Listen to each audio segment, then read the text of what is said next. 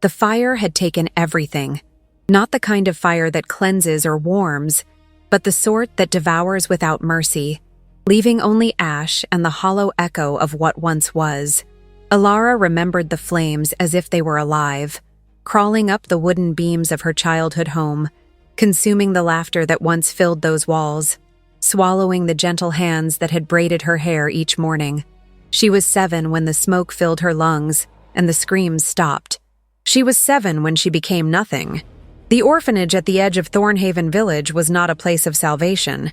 It was a stone tomb where unwanted children were stored like broken tools, fed just enough to keep breathing, beaten just enough to remember their place. The headmistress, a severe woman named Cordelia, with eyes like winter frost, had made it clear from Alara's first night. Orphans were burdens, charity cases who should be grateful for the stale bread and thin blankets that kept them barely alive. Alara learned quickly that gratitude was not enough. Nothing was ever enough. She was smaller than the other children, frailer, with pale skin that bruised too easily and eyes the color of storm clouds that earned her suspicious glances from the village folk. Her hair, an unusual shade of silver white even in childhood, marked her as different. In Thornhaven, different meant dangerous. Different meant deserving of punishment. The years blurred together in a haze of hunger and cold. Alara grew from a traumatized child into a young woman who had learned to make herself invisible, to move through spaces without drawing attention, to swallow her tears before they could fall. By the time she turned 18, she had been assigned to work in the village temple, a massive structure of dark stone that loomed over Thornhaven like a judge awaiting sentence. The temple was overseen by High Priestess Morgana, a woman whose beauty was as sharp as broken glass. Morgana commanded respect through fear, her words carrying the weight of divine authority, her punishments justified by ancient texts no one dared question. She wore robes of deep crimson, and her dark hair was always perfectly arranged, crowned with a circlet of silver thorns. The priestess had taken an immediate dislike to Alara, though the reasons were never spoken aloud. Perhaps it was the way the other temple servants whispered about Alara's strange coloring. Perhaps it was the incident 3 months ago when Alara had accidentally touched one of the sacred lunar stones during cleaning, and the artifact had begun to glow with an eerie silver light. Morgana had struck her across the face that day, hard enough to split her lip, and declared that Alara's very presence was an insult to the goddess. Since then, Alara's life had become a careful navigation through daily torment. She scrubbed the temple floors until her hands bled. She polished the altars in silence, never daring to look up at the moon symbols carved into every surface. She endured Morgana's verbal lashings, the casual cruelty that reminded her she was worthless, unwanted, a stain upon the holy ground. The other servants kept their distance, some out of fear of association, others because they genuinely believed Alara carried some dark curse. Only old Marta, the cook with clouded eyes and bent shoulders, showed her any kindness, slipping her extra bread when no one was watching and whispering warnings to keep her head down. But keeping her head down was no longer enough. It started on a night when the full moon hung heavy and silver in the sky, so bright it cast shadows through the temple's stained glass windows.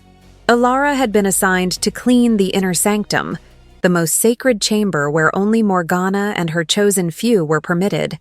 She worked in silence, her movements practiced and careful, trying to ignore the way the moonlight made her skin seem to glow with an otherworldly luminescence. She didn't hear them enter. She didn't know she was being watched until Morgana's voice cut through the silence like a blade. "I knew it. I knew you were tainted." Alara spun around, her heart lurching.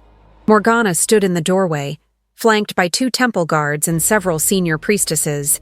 Their faces were painted with disgust and something else. Fear. "High Priestess, I was only—" "Silence!" Morgana's hand shot up, and one of the guards stepped forward, striking Alara across the face hard enough to send her sprawling onto the cold stone floor. Blood filled her mouth, copper and warm. "You dare perform forbidden rituals in the goddess's most sacred space?" Alara's mind reeled.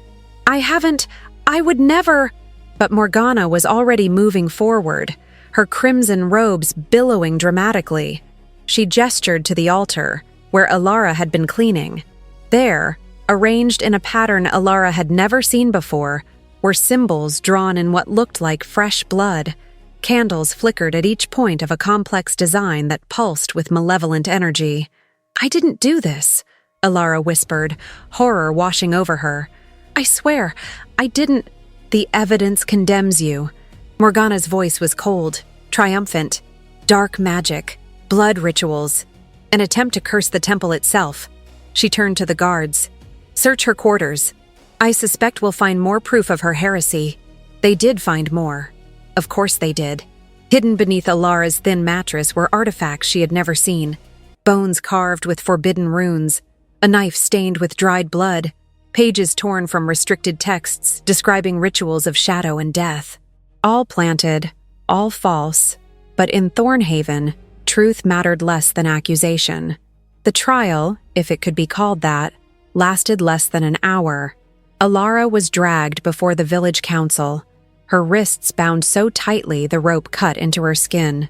Morgana presented the evidence with theatrical precision, each item displayed like a trophy of righteousness. The council members, all elderly men who had never spoken more than 2 words to Alara in her entire life, nodded along with grave expressions. No one asked for her side of the story. No one questioned why an orphan temple servant would suddenly attempt dark magic. No one wondered how she could have obtained such rare and dangerous artifacts. The verdict was unanimous: guilty of heresy, dark magic, and attempted murder of the High Priestess through cursed rituals. The sentence was to be carried out at dawn, death by burning, just like her parents. They threw her into the temple's underground holding cell, a pit of stone and darkness that smelled of mold and old blood. Alara's body shook uncontrollably, shock and terror warring within her. This couldn't be real. This couldn't be happening. She was going to die for crimes she didn't commit, and no one would remember her except as a cautionary tale about evil disguised in innocent form. Hours passed in the darkness. Alara tried to pray, but the words stuck in her throat. What goddess would listen to someone condemned by her own priestess? What divine mercy existed in a world that had taken everything from her, again and again, until there was nothing left but this: a cold cell and the promise of flames at sunrise. She must have dozed eventually, because she woke to the sound of metal scraping against stone. The cell door was opening, and for one wild moment, Alara thought someone had come to save her. But it was only a guard, a young man with dead eyes and a cruel mouth, pushing a wooden bucket of water across the floor. "Drink," he said flatly. "Morgana wants you conscious for the burning, says you need to feel every moment." He left before Alara could respond, the door slamming shut with a finality that echoed through her bones. She stared at the bucket, her throat desert dry, but couldn't bring herself to move. What did it matter if she was hydrated when they set her on fire? The night stretched on, eternal and suffocating. Alara's mind cycled through memories: her mother's smile, her father's laugh, the rare moments of peace she'd stolen throughout her miserable life. She thought about the other orphans, wondered if they'd even notice she was gone. She thought about Marta, hoped the old woman wouldn't blame herself. Most of all, she thought about the unfairness of it all. 21 years of suffering, of barely surviving, of trying so desperately to be good and quiet and invisible. And this was how it ended.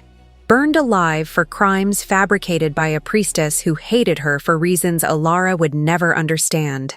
As the darkness began to soften toward the gray of early morning, Alara heard sounds from above. Footsteps, voices. The village was waking, and soon they would come for her.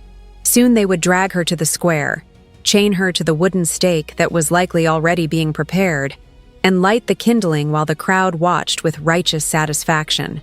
The cell door opened again. This time it was Morgana herself, accompanied by 4 guards. The High Priestess looked immaculate as always, her crimson robes fresh and perfect, her face serene with the peace of someone who believes they are doing the goddess's work. "It's time," Morgana said softly, almost gently, which somehow made it worse. The guards hauled Alara to her feet. Her legs barely supported her weight, weak from fear and hunger. They didn't bother untying her wrists, simply pushed her forward and up the narrow stone stairs. Each step felt like walking toward the end of the world. They emerged into the pre-dawn courtyard. The sky was the color of a bruise, purple and gray with hints of pink bleeding through the clouds. The entire village seemed to have gathered in the square, hundreds of faces watching with expressions ranging from grim satisfaction to morbid curiosity. Children perched on their parents' shoulders to get a better view. Vendors were already selling fried pastries and warm cider, as if this were a festival rather than an execution. In the center of the square stood the pyre, wood stacked high, a rough wooden pole in the middle, chains waiting to bind her in place. Alara's vision swam. Her knees buckled, but the guards held her upright, dragging her forward through the crowd. People spat at her as she passed. Someone threw a rotten vegetable that hit her shoulder. A woman she vaguely recognized from the market screamed, "Witch!" with genuine fury, as if Alara had personally wronged her. The hatred was palpable, a living thing that pressed in from all sides. They reached the pyre. One of the guards climbed up and chained Alara to the stake, the metal cold against her wrists and ankles. She could smell the oil they'd poured over the wood to make it burn faster, hotter. Her whole body trembled so violently she could barely remain standing. Morgana ascended a platform positioned to give her a perfect view of the execution. She raised her hands, and the crowd fell silent. "People of Thornhaven," the High Priestess's voice rang out, clear and powerful. "We gather at this sacred hour to purge darkness from our midst. This girl, Alara, orphan and servant, has committed the most grievous of sins.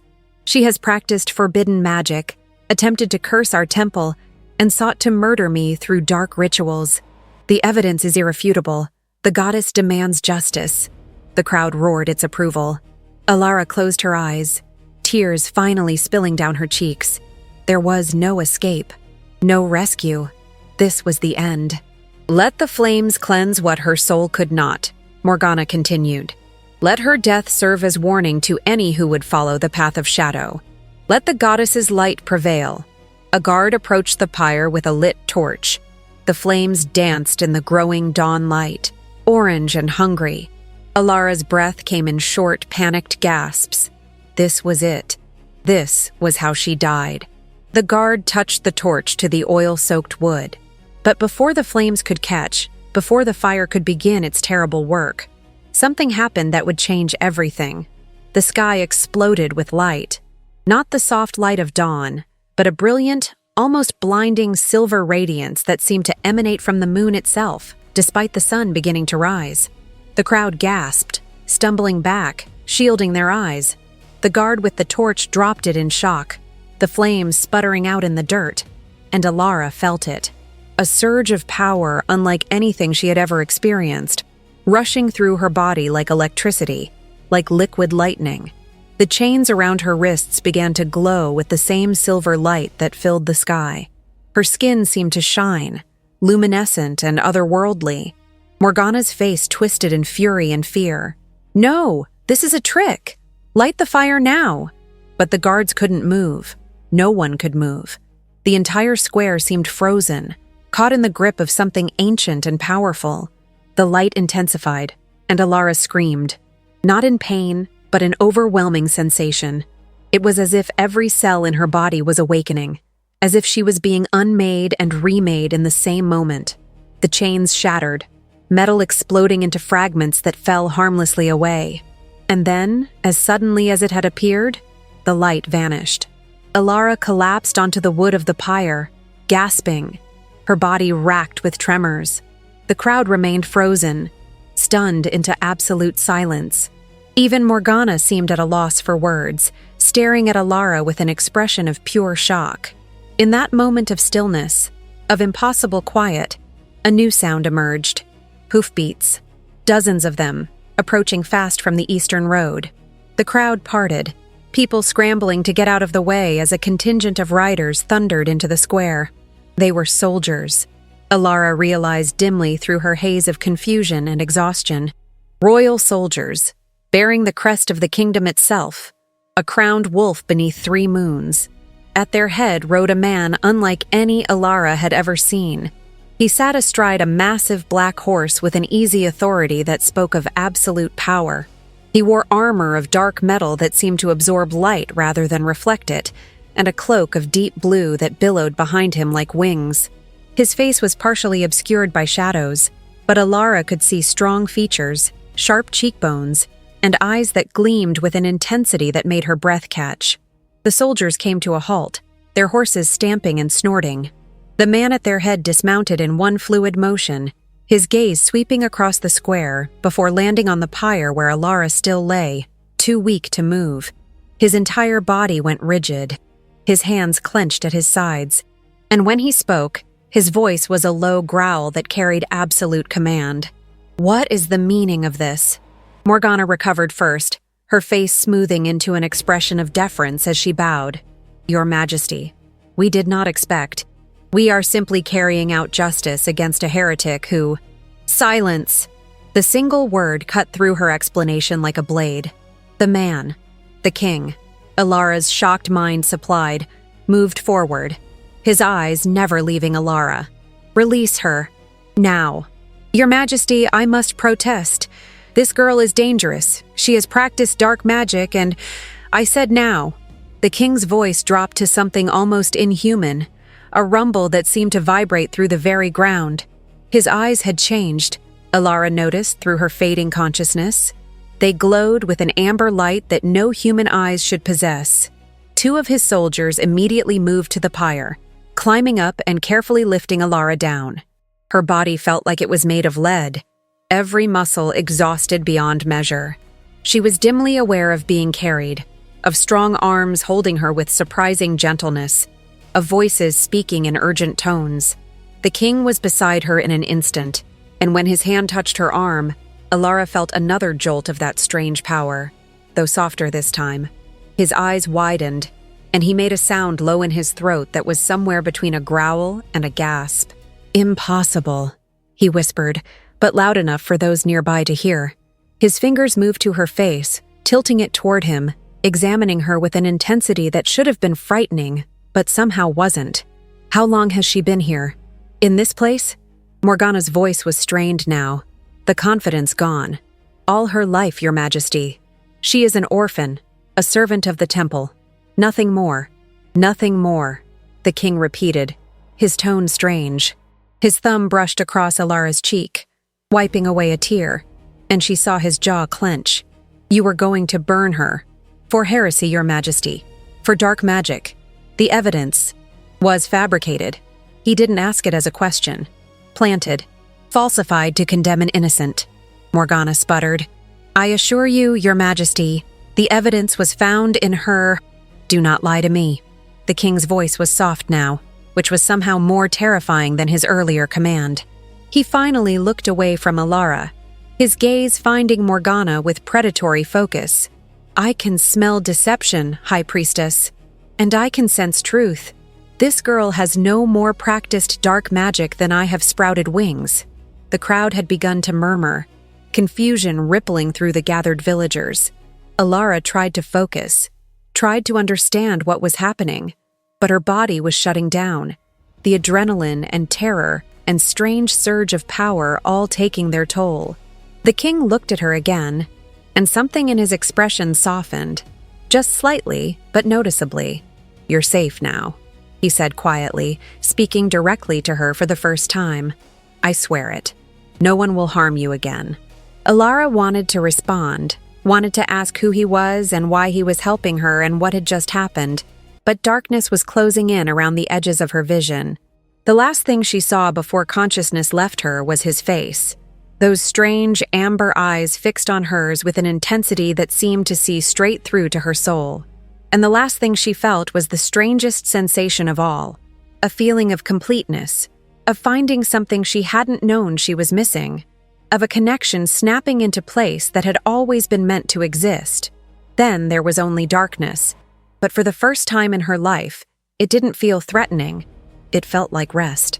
When Alara woke, she was certain she was dead. The bed beneath her was too soft, the blankets too warm, the air too clean and sweet-smelling to be anything in the world she had known. Surely she had burned, and this was some afterlife, some merciful dream before true oblivion. But then pain bloomed through her body. Her wrists ached where the chains had cut into her skin. Her face throbbed where she'd been struck. Her muscles screamed from exhaustion. And she knew with certainty that she was alive. The dead did not hurt like this. She opened her eyes slowly, blinking against soft lamplight. The room around her was unlike anything she had ever seen. Stone walls, yes, but covered in rich tapestries depicting forests and moons and running wolves. A fireplace crackled gently in one corner, providing warmth that soaked into her bones. The bed she lay in was enormous, with curtains of deep blue velvet tied back to reveal carved wooden posts. This was not the temple.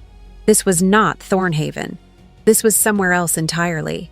Panic fluttered in her chest, but before it could take hold, a door opened and an elderly woman entered carrying a tray. She had kind eyes and gray hair pulled back in a neat bun, and she smiled when she saw Alara was awake. "Easy now, child. You're safe. You're in Silvercrest Castle, under the king's protection." She set the tray down on a nearby table and approached the bed slowly, hands visible and movements careful. "My name is Helena. I've been tending to you these past 2 days." 2 days? Ilara's voice came out as a croak, her throat raw and dry. "Yes, dear. You've been unconscious since His Majesty brought you here." Helena poured water from a pitcher into a cup and helped Ilara sit up enough to drink. The water was cool and sweet, the best thing Ilara had ever tasted. "You gave us quite a scare. Whatever you went through, it took a severe toll." Memories flooded back. The trial, the pyre, the impossible light, the king with his amber eyes. Ilara's hands trembled, and Helena gently took the cup before she could drop it. "What happened?" Ilara whispered. "Why did he save me? I don't understand." Helena's expression grew complicated, a mixture of sympathy and something that looked almost like excitement. "That's not for me to explain, child. His Majesty will want to speak with you himself once you're strong enough. For now, you need to eat and rest and recover." Over the following hours, Helena tended to Ilara with patient kindness, bringing soup and bread, helping her wash and change into a soft nightgown, treating her wounds with salves that eased the pain. It was more care than Ilara had received in her entire life, and she found herself crying quiet tears that Helena pretended not to notice. As night fell and Helena prepared to leave, Ilara found the courage to ask, "Why is he helping me? The king. I'm nobody. An orphan. A heretic." Helena paused at the door, her hand on the handle. She looked back at Ilara with an expression of gentle certainty. "You're wrong about that, dear. You're not nobody. Though I suspect you'll need to hear that from His Majesty himself." She left, and Ilara was alone with her thoughts and confusion. She stared at the ceiling, at the shadows cast by the firelight, and tried to make sense of a world that had suddenly tilted on its axis. Just days ago, she was awaiting execution. Now she was in a castle, in a room finer than anything she'd ever imagined, under the protection of a king she'd never met. None of it made sense. Unless this was all some elaborate torture, some new way to break her before they finished what Morgana had started. But no, the kindness in Helena's eyes had been real. The comfort of this room was real. Whatever was happening, it wasn't cruel. It was simply incomprehensible. Exhaustion pulled at her again, and despite her racing thoughts, Ilara found herself drifting toward sleep. Her last conscious thought was of amber eyes and an impossibly gentle voice promising she was safe. When she woke again, the room was filled with soft morning light streaming through tall windows Ilara hadn't noticed before, and sitting in a chair beside her bed, as still as a statue, was the king. Ilara's breath caught. In the chaos of the square, she hadn't been able to see him clearly. Now, in the gentle daylight, she could take in every detail. He was younger than she'd thought, perhaps in his late 20s, with dark hair that fell to his shoulders and features that were striking in their intensity. His jaw was strong, his nose straight, his lips pressed into a firm line. But it was his eyes that captured her, those strange amber eyes that seemed to glow with their own internal light. He was watching her with an expression she couldn't decipher. Not quite curiosity, not quite concern, something deeper, more complex. "You're awake," he said quietly. His voice was different from when he'd commanded the crowd in Thornhaven. Softer, though no less powerful. Alara tried to sit up, wincing at the protest from her muscles. The king immediately stood, moving to help her, arranging pillows behind her back with surprising care. His touch was warm, and again Alara felt that strange sensation. A pull, an awareness, something she had no words for. "Thank you," she managed, her voice small in the large room. "For everything. For saving me. I don't know why you did, but thank you." He returned to his chair but didn't sit. Instead, he stood beside it, one hand gripping the back, knuckles white with tension. "Do you know who I am? You're the king." Alara kept her eyes down, uncertain of proper protocol. Should she bow? Could she bow while in bed? "Your Majesty, my name is Kale." He said it as if testing the sound of it. "Kyle Ravenshade, Alpha King of the Northern Territories." Alpha. The word sent a shiver through Alara. She'd heard stories, whispers of the wolf-blooded royalty who ruled the kingdom, but she'd always thought them exaggerations, fairy tales to frighten children. "I need you to tell me something honestly," Kyle continued, his voice carefully controlled. "What do you know about your parents? Your bloodline?" Alara looked up, confused. "Nothing. Kale. They died in a fire when I was 7. I don't even remember their names. The orphanage never told me anything about them." His jaw clenched. "And you've lived your entire life in Thornhaven? In that temple?" "Yes." The question seemed to cause him physical pain, though Alara couldn't understand why. "I've never left the village. I had nowhere else to go." Kyle turned away, walking to the window. His shoulders were rigid, every line of his body tense. When he spoke again, his voice was rough. "The light that saved you. Have you experienced anything like that before?" Alara thought back to the moment on the pyre, the overwhelming surge of power, the shattering chains. "No, never. I don't know what it was. I don't know what I did." "You didn't do anything." He turned back to face her, and his eyes were bright, almost feral. "It was awakening, a response to mortal danger, your true nature revealing itself when your life was threatened." "My true nature?" Alara's heart was pounding now, fear and confusion warring within her. "I don't understand." Kyle moved closer, kneeling beside the bed so they were at eye level. His proximity was overwhelming, his presence filling the space between them with an intensity that made it hard to breathe. "Alara, you're not human, at least not entirely. You carry the blood of an Omega wolf." The words hung in the air, impossible and yet somehow clicking into place like pieces of a puzzle Alara hadn't known existed. Omega, the designation for the rarest, most precious of their kind. Sacred and protected, or so the stories claimed. "That's not possible," she whispered. "I would know. Wouldn't I know? Not if your abilities were dormant. Not if you never shifted, never experienced your wolf." Kale's hand moved as if to touch her, then stopped, pulling back. "But I know. From the moment I entered that square, from the moment I saw you, I knew exactly what you were." "How?" His eyes met hers, and in them Alara saw something that terrified and thrilled her in equal measure. "Because you're my mate, my fated mate, and I have been searching for you my entire life." Part 2. The words hung in the air between them, heavy with implications Alara couldn't begin to process. Mate. Fated mate. The terms belonged to legends, to stories told by firelight about wolves who found their perfect other half, bound by destiny and magic that transcended mortal understanding. "No," Alara heard herself say, shaking her head. "That's not. I can't be. You're the king. I'm nobody. I'm an orphan from a nothing village who scrubs floors for a living." Kyle's expression flickered with something that might have been pain. "You are an Omega, the rarest of our kind. You are my mate, chosen by fate itself. And you have spent 21 years in poverty and abuse when you should have been cherished, protected, celebrated." His hands clenched into fists at his sides. "When I think about what they were going to do to you, what they put you through." He stopped abruptly, turning away as if he couldn't trust himself to continue. Alara watched his shoulders rise and fall with deep breaths, watched him struggle to contain whatever emotion was threatening to overwhelm him.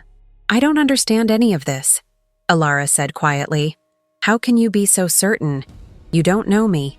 You've never seen me before." Kyle turned back slowly, and in his eyes was a vulnerability that seemed at odds with his powerful presence. "The mate bond doesn't lie.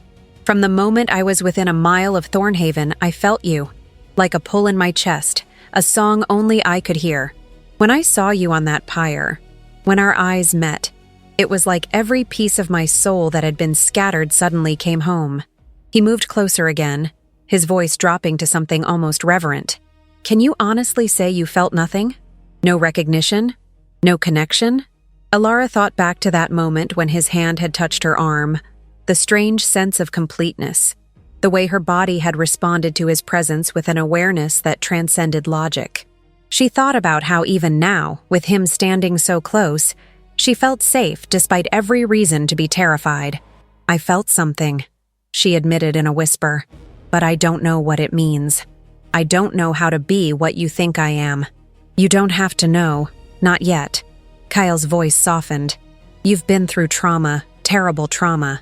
You need time to heal, to adjust, to understand what you are. I'm not asking for anything from you, Alara. I'm only offering protection, safety, a chance to learn about your heritage. And if I want to leave?" The question came out before Alara could stop it. "If I don't want any of this?" Something flashed across Kale's face. Hurt, perhaps, or fear. But his voice remained steady. "Then you leave. I won't keep you prisoner. The mate bond can't be forced, can't be demanded. It must be chosen, accepted willingly by both parties." He paused, and a bitter smile touched his lips. "Though I would beg you to at least stay until you're healed, until you're strong enough to make that choice from a place of safety rather than trauma." Alara studied him, this powerful king who had appeared from nowhere to save her life, who claimed she was his destined mate, who looked at her with eyes that held centuries of loneliness. Every instinct she'd developed over years of survival screamed at her not to trust this, not to believe it could be real. But another part of her, quieter and deeper, whispered that perhaps this was the first true thing she'd ever been offered. "I'll stay," she said finally. "For now. Until I understand what's happening to me." Relief flooded Kale's features, though he tried to hide it. "Thank you. That's all I ask." He straightened, visibly pulling himself back into the role of king, though the intensity in his gaze never diminished. "Helena will continue to care for you. Anything you need, you have only to ask. I've assigned guards to your door, but they're for protection, not imprisonment. You're free to move about the castle once you're strong enough." "And Morgana?" Alara couldn't help asking. "The priestess. What happened to her?" Kale's expression darkened. "She's being held for attempted murder and fabrication of evidence, along with several members of the Thornhaven Council who supported the execution. They will face justice for what they tried to do to you. But the evidence, the things they found in my room, were planted, as I said. My people have investigated thoroughly. The blood on the knife wasn't yours or human at all, but deer blood purchased from a local hunter. The ritual markings in the sanctum were drawn with a paint that matched a supply kept in Morgana's personal chambers. The carved bones were purchased from a trader 3 villages over, and the merchant remembers selling them to someone matching the High Priestess's description." Kale's voice was cold, clinical. She orchestrated the entire thing. The question is why? Alara thought about the hatred in Morgana's eyes, the casual cruelty, the way she'd looked at Alara as if she were something diseased. "She never liked me. From the first day I came to the temple, she treated me as if I were a threat. Because on some level, she sensed what you were." Kyle moved to the window again, looking out over what Alara assumed were the castle grounds. Omegas emit a particular energy, especially when they're nearing their awakening. For someone without wolf blood but sensitive to magic, it might have felt wrong, dark even. She feared what she didn't understand, and that fear turned to hatred. So she tried to kill me. Yes, the single word carried the weight of absolute certainty, and she will answer for it. Silence fell between them, thick with unspoken questions and implications.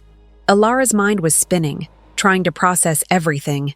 The revelation about her nature, the mate bond, the fact that she was apparently safe for the first time in her life. It was too much, too fast, and exhaustion was pulling at her again despite having just woken. Kale must have sensed it because he turned from the window, his expression gentling.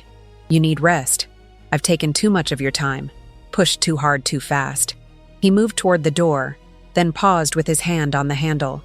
"Alara, I know you have no reason to trust me. I know this is overwhelming and frightening, but I meant what I said. You're safe here. Whatever you decide, whatever you choose, you will always be safe." He left before she could respond, the door closing with a soft click that echoed in the sudden silence. Alara lay back against the pillows, staring at the ceiling as her mind raced. An Omega, a mate, a king who looked at her as if she were precious rather than worthless. It was a fairy tale, the kind of story she'd stopped believing in years ago when the world had shown her exactly how cruel it could be. But the ache in her wrists where the chains had cut was real. The softness of the bed was real. The genuine care in Helena's eyes and the barely contained intensity in Kale's were real. Maybe, just maybe, this wasn't a dream or a trick. Maybe it was the beginning of something that didn't end in pain. The thought terrified her more than the pyre ever had. Days passed in a strange, peaceful blur. Helena visited regularly, bringing food and medicine, talking to Alara about inconsequential things, the weather, the castle gardens, the upcoming harvest festival. She never pushed, never demanded information, simply provided a comforting presence that slowly helped Alara relax. Kyle came too, though less frequently and always with careful courtesy. He brought her books from the castle library, seeming to somehow know exactly what would interest her. He asked about her recovery but never pressed when she gave short answers. He maintained a respectful distance, never touching her, never crowding her space, though Alara could see the tension in his body each time, the barely contained desire to come closer. The mate bond, she was learning, was a physical thing. She felt it like a thread connecting her chest to his, growing stronger each day. When he was near, her body relaxed in ways she couldn't control. When he left, she felt the absence like a cool breeze after warmth. It was deeply unsettling and strangely comforting in equal measure. On the 5th day, Helena declared Alara well enough to leave her room if she wished. "Start slowly," the older woman advised. "The castle is large and you're still recovering. Perhaps begin with the gardens. They're lovely this time of year." Alara accepted the suggestion gratefully. She'd been going mad confined to the beautiful room, no matter how comfortable. The need to move, to see, to understand where she was and what her life had become, was overwhelming. Helena helped her dress in clothes that were finer than anything Alara had ever worn. A simple gown of soft gray fabric that nonetheless felt like silk against her skin. Shoes that fit perfectly.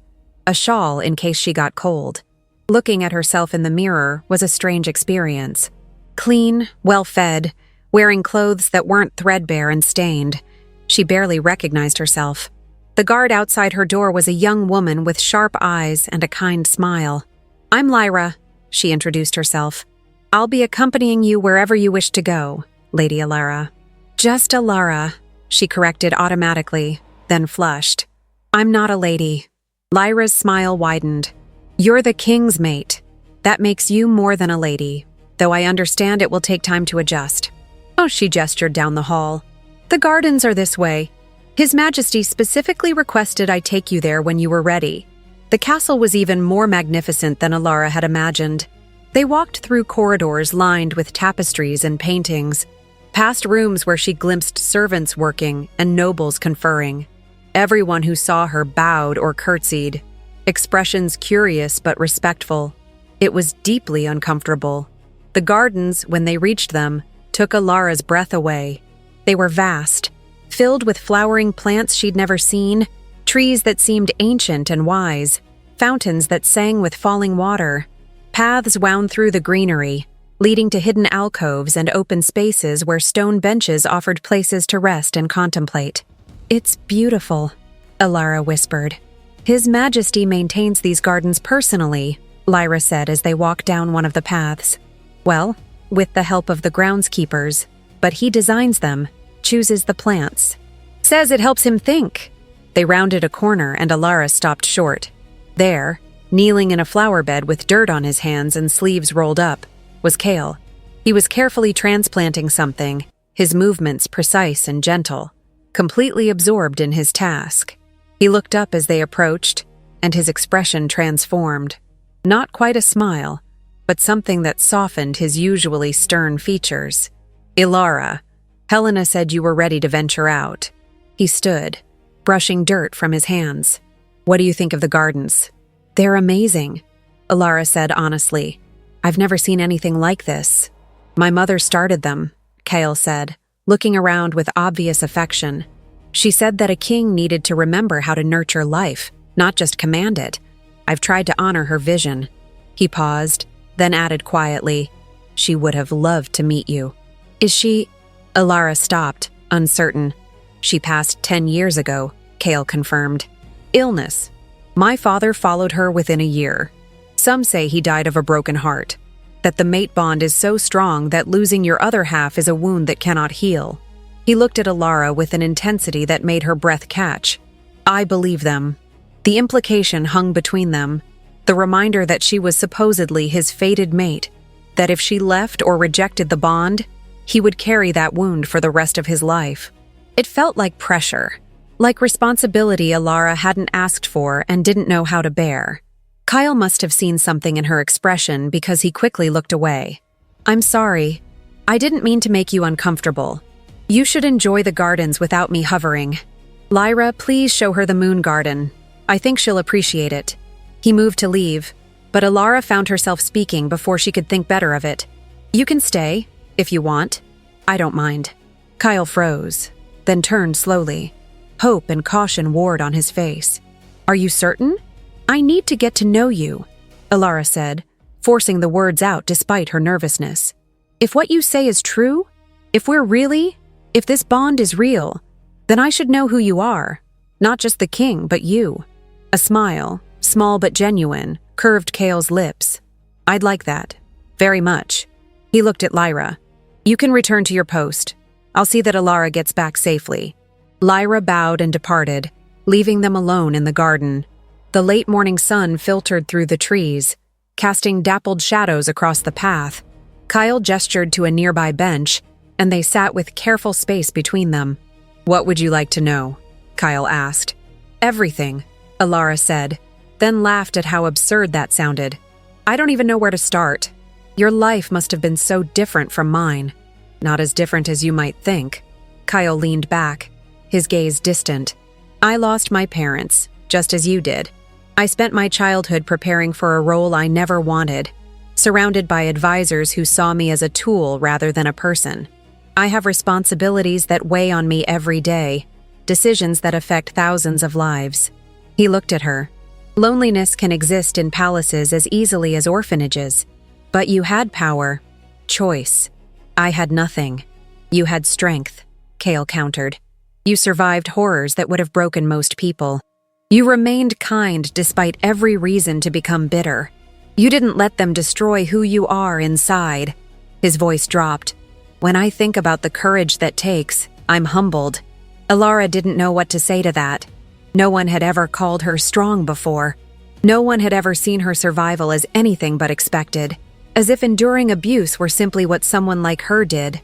They talked for hours, the conversation flowing more easily than Ilara would have thought possible. Kale told her about running the kingdom, about the challenges of maintaining peace among various territories, about his love of books and strategy games. Ilara found herself sharing memories of her childhood, not the painful parts, but small moments of beauty she'd almost forgotten. A butterfly that had landed on her hand once, the way snow looked when it first fell, the taste of bread fresh from Marta's oven. As the sun began to set, painting the sky in shades of orange and pink, Kale walked her back to her room. They moved slowly, neither wanting to end the comfortable companionship that had developed. At her door, Kale paused.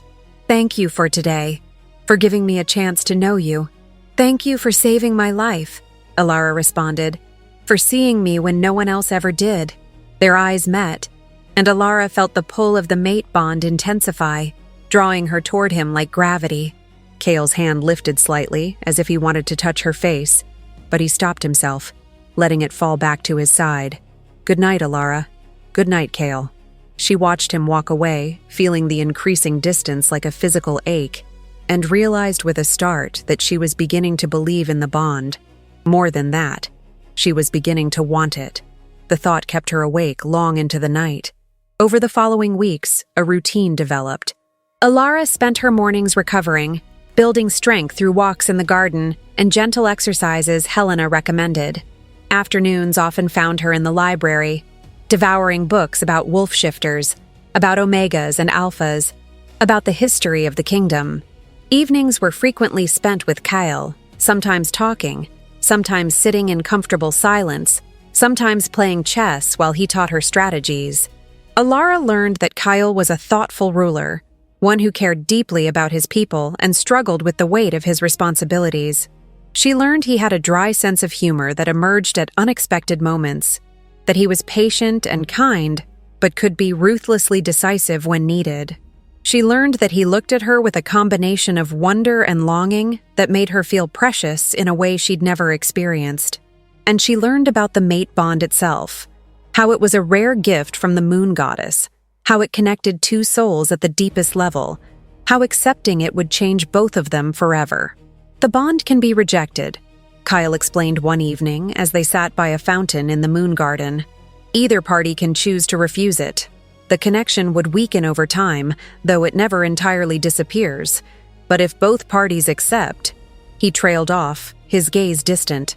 "What happens?" "Completion. The bond solidifies, becomes unbreakable. You would feel my emotions, I would feel yours. Distance would be painful. Danger to one would alert the other. And the physical connection—" He stopped, a faint flush coloring his cheeks. "It's said to be transcendent." Alara's own face heated. She'd been carefully not thinking about that aspect of the bond, about what accepting Cale as her mate would mean in practical terms. "And if I'm not ready? If I need more time? Then you take it." Cale's voice was firm. "I've waited my entire life to find you, Alara. I can wait longer. I will never pressure you, never demand more than you're willing to give." His patience, his careful respect for her boundaries, made Alara want to trust him more than any declaration of love could have. He wasn't trying to possess her or control her. He was simply offering himself and waiting to see if she would choose to accept. But doubt still lingered. How could someone like her be worthy of someone like him? She was broken, traumatized, ignorant of the world beyond her small village. He was a king, powerful and educated and confident. The imbalance felt insurmountable. It was Helena who finally addressed it, as if reading Alara's thoughts during one of their afternoon conversations. "You're wondering why the moon goddess would choose you for him," the older woman said gently as she helped Alara select a dress for the evening. "I don't understand it," Alara admitted. "I have nothing to offer him." "You have everything to offer him." Helena turned Alara to face her, hands on her shoulders. "You've known suffering, which will make you a compassionate queen. You've survived against impossible odds, which proves your strength. You've retained your kindness despite every reason to become cruel, which shows the beauty of your soul." She smiled. "And you ground him, Alara. I've known His Majesty since he was a boy. I've watched him carry the weight of the crown, watched him become harder and more isolated with each passing year. Since you arrived, there's light in him again. Hope. He smiles more. He's more patient with the council. You remind him what he's ruling for, not just duty, but the possibility of joy. But I don't know how to be a queen. I can barely read properly. I don't know anything about politics or—" "You'll learn," Helena interrupted. "If you choose this path, we'll teach you everything you need to know. But your value isn't in what you know, child. It's in who you are." The words settled over Alara like a warm blanket, easing some of the constant anxiety that had plagued her. Perhaps she didn't have to be perfect. Perhaps being herself was enough. That night at dinner, a private affair in Cale's chambers rather than the formal dining hall, Alara found herself studying him with new eyes. He was beautiful, she'd always known that, but it was more than physical. It was the way he listened when she spoke, truly listened as if her words mattered, the way he ensured her comfort before his own, the way he talked about his people with genuine care and concern. "You're staring," Cale observed with a slight smile. Alara blushed but didn't look away. "I'm trying to understand something." "What?" "Why you're so certain about this. About us. You barely know me." Cale set down his fork, giving her his full attention. "I know that you're brave. I know that you're kind. I know that when you smile, it feels like the sun breaking through clouds. I know that your presence soothes something in me that has been restless my entire life." He paused.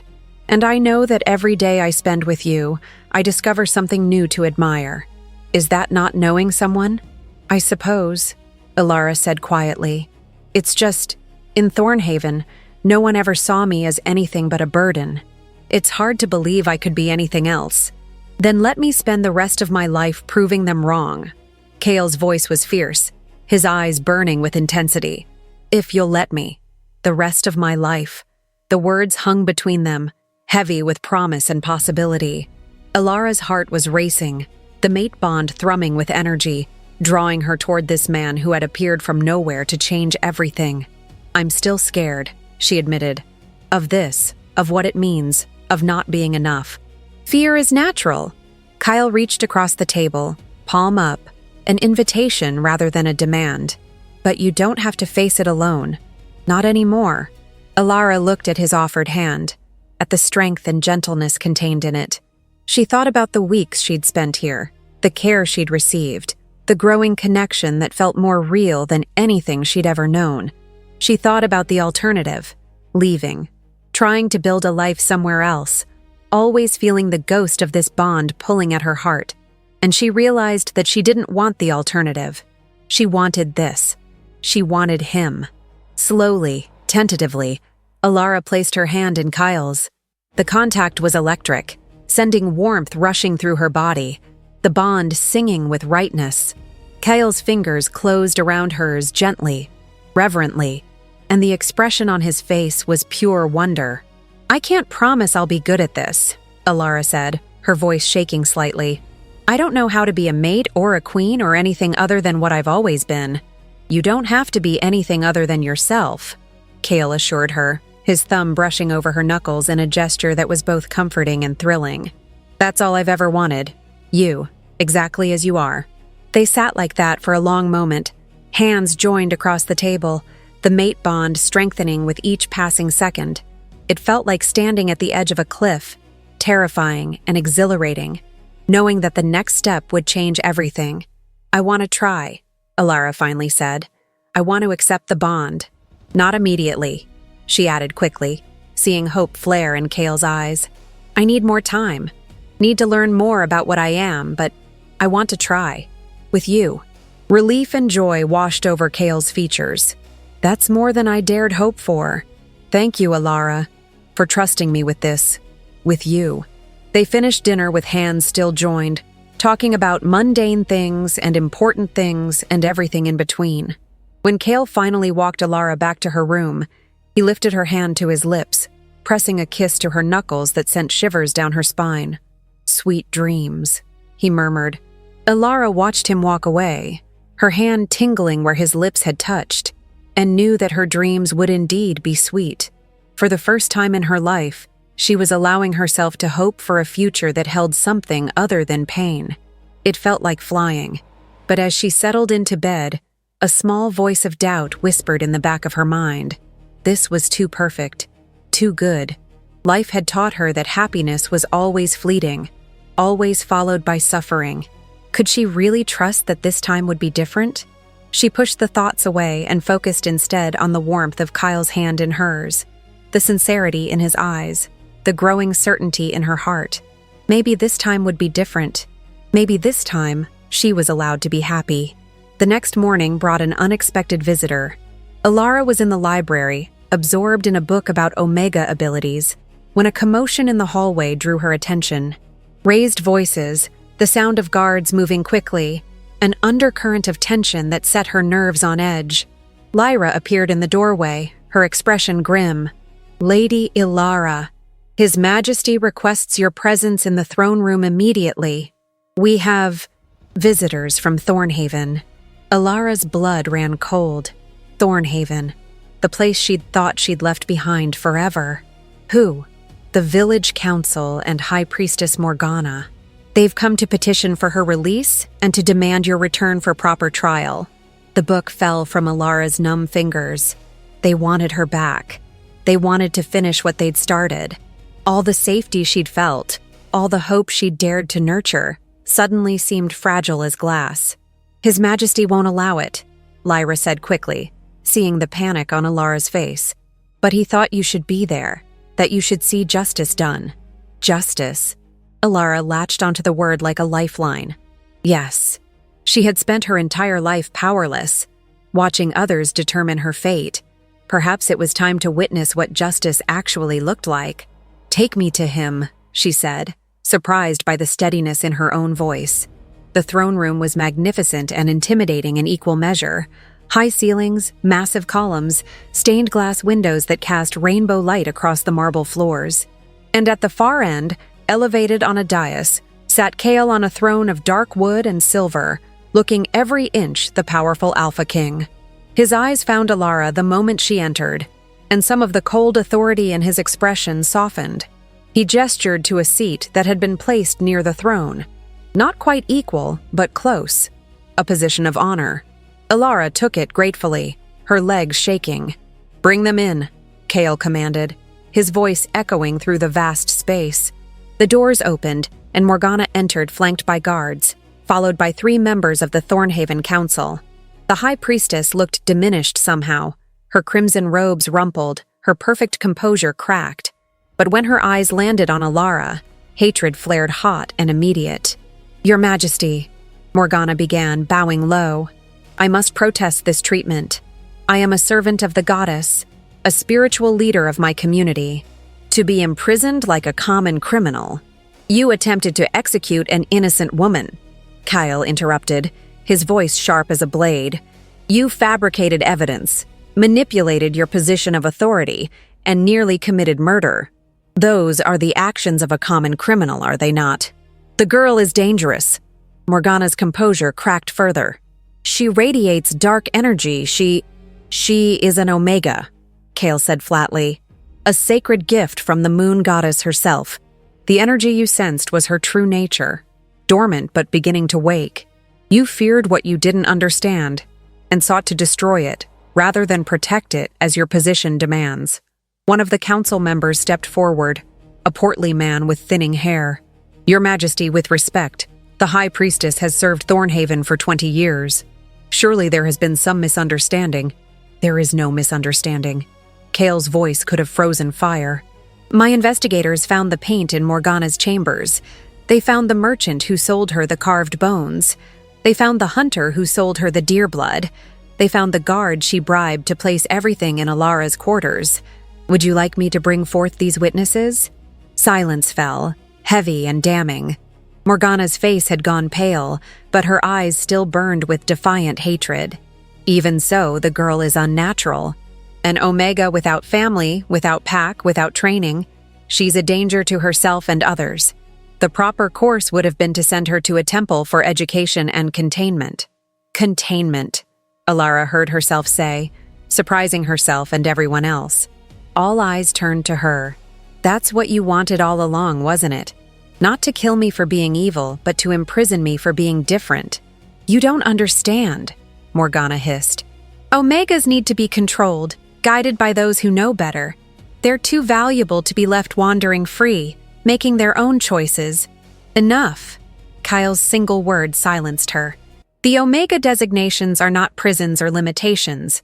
They're gifts, each with their own strengths and purposes. Alara is not property to be controlled or contained. She is a person with agency and rights, and she is under my protection. Because she's your mate," one of the other council members said, and there was accusation in his tone. "You protect her because you want her for yourself. I protect her because it's right." Kael stood, and the power radiating from him made everyone in the room take an involuntary step back. "Because justice demands it," Because any ruler worth his crown protects the vulnerable from those who would abuse power. His eyes swept across them all. But yes, she is my mate. My fated mate, chosen by destiny itself, which means any harm that comes to her is an attack on your king. Is that clear enough for you? The council members bowed hurriedly, fear evident on their faces. But Morgana refused to bow, her spine straight, her hatred undiminished. She'll bring ruin, the priestess said quietly. Mark my words, Your Majesty. That girl is a curse, and you'll regret the day you saved her. Chaol descended from the dais, moving toward Morgana with predatory grace. When he spoke, his voice was soft but carried to every corner of the room. The only one who will know regret is you, priestess, for attempting to destroy something precious, for abusing your position, for cruelty masquerading as righteousness. He turned to the guards. Morgana of Thornhaven, you are sentenced to 20 years imprisonment for attempted murder, fabrication of evidence, and abuse of religious authority. The council members who supported the execution without proper investigation will each serve 5 years. Thornhaven will receive new leadership, chosen by the people rather than appointed by the temple. You can't do this! Morgana shrieked as guards moved to take her arms. I am protected by religious law. Religious law does not supersede the king's justice, and the king's justice has been served. Chaol nodded to the guards. Take them away. As they were led out, Morgana's eyes locked on Alara one last time. This isn't over, she mouthed. And despite everything, despite the guards and the sentence and Chaol's protection, a chill ran down Alara's spine. Then they were gone, and the throne room fell silent except for the echo of footsteps fading in the distance. Chaol returned to Alara's side, his expression softening immediately. Are you all right? Alara realized she was shaking. She really hated me. All that time, she really wanted me dead. I know. Chaol's hand found hers, warm and solid and real. But she can't hurt you anymore. I promise you, Alara, you're safe. She said I was a curse. Alara looked up at him, searching his face. What if she's right? What if I do bring ruin? The only curse in that room was her hatred. Chaol squeezed her hand gently. You're not a curse, Alara. You're a blessing. To this kingdom, to your people, and to me. Alara wanted to believe him. She wanted it so badly it hurt. But Morgana's words echoed in her mind, joining all the years of being told she was worthless, dangerous, wrong. Could she really trust that this time was different? That she wasn't the problem? Chaol seemed to sense her doubts because he pulled her gently to her feet, leading her away from the throne room and its lingering shadows. Come with me. There's something I want to show you. Eyes Part 3. Chaol led Alara through corridors she hadn't explored before, deeper into the castle's heart. They climbed a spiral staircase that seemed to go on forever, passing windows that showed the grounds falling away below them. Finally, they reached a heavy wooden door that Chaol unlocked with a key he wore on a chain around his neck. This was my mother's sanctuary, he said quietly as he pushed the door open. After she died, I kept it exactly as she left it. No one comes here but me. The room beyond took Alara's breath away. It was circular, with windows on all sides offering views of the entire kingdom. But it was the ceiling that truly stunned her. It was made entirely of glass, showing the sky above in all its glory. And covering every wall, every available surface were paintings and drawings of wolves. Wolves running through forests. Wolves howling at the moon. Wolves in human form, their eyes still carrying that wild, otherworldly gleam. And in pride of place above a stone fireplace was a massive painting of a white wolf with silver eyes, beautiful and ethereal, and somehow familiar. An omega, Chaol said, following her gaze. My mother painted that from descriptions in the old texts. She was fascinated by them, spent years researching their history and abilities. He moved to a desk covered in journals and scrolls. She believed that omegas were the key to our people's survival, not because of breeding or power, but because of what they represented. What's that? Alara asked, moving closer to the painting, unable to look away from those silver eyes. Balance. Compassion. Connection. Chaol picked up one of the journals, opening it carefully. Alphas like me are built for strength and dominance. Betas provide stability and structure. But omegas are the heart. They feel more deeply, connect more fully, see the threads that bind communities together. In the old times, before fear and prejudice took hold, omegas were revered as spiritual leaders, healers, mediators. They weren't controlled or contained. They were celebrated. He handed the journal to Alara. The pages were filled with elegant handwriting and sketches. She saw drawings of omegas with their hands raised, light flowing from them. Omegas standing between warring factions, bringing peace. Omegas healing the sick, comforting the grieving, binding communities with invisible threads of empathy and understanding. This is what you are, Kale said softly. Not a curse, not something to be feared or imprisoned. You're meant to be a force for good, for healing, for connection. Morgana tried to destroy you because she sensed your power and feared it. But power isn't inherently dark, Alara. It's what we choose to do with it that matters. Alara traced the drawings with trembling fingers. How do you know I'll choose to do good? You barely know what I'm capable of. I know your heart. Kyle moved to stand beside her, close but not touching. I've seen how you treat the servants. With kindness and respect, despite having every reason to view them as I once viewed you, as beneath you. I've watched you in the gardens, gentle with every living thing. I've heard the way you talk about wanting to help others who suffered as you did. He turned to face her fully. You have goodness in your soul, Alara. Power will only amplify what's already there. But I don't know how to access it. The power. It only came out once, on the pyre, and I don't even know what I did. Because your wolf is still dormant. Kale hesitated, then continued carefully. Omegas typically experience their first shift during their early 20s, triggered by strong emotion or connection to their mate. Your awakening was interrupted, forced into hiding by years of trauma and suppression. But with safety, with time, with acceptance of who you are, it will come. And if I can't control it when it does, then I'll be there to help you. The certainty in Kale's voice was absolute. You won't face this alone, Alara. Not the awakening, not the learning, not any of it. I promise you that. They spent hours in that tower room, poring over the journals, looking at paintings, talking about what it meant to be Omega and Alpha, about the mate bond and its implications. Kale shared stories his mother had told him, legends about great Omegas who had changed the course of history through compassion rather than combat. There was one named Selene, Kale said, showing Alara a painting of a woman with silver hair and eyes like starlight. She was mated to an Alpha king during a time of terrible war. The kingdom was fracturing, different packs turning on each other, blood feuds that had lasted generations reaching a breaking point. Everyone expected the king to lead them into battle, to solve problems through strength and dominance. But Selene convinced him otherwise, Alara guessed. She did more than convince him. She traveled to every pack, every territory, speaking with leaders and common folk alike. She listened to their grievances, understood their pain, and helped them see the humanity in their enemies. It took years, but eventually she wove a peace so strong that it lasted generations.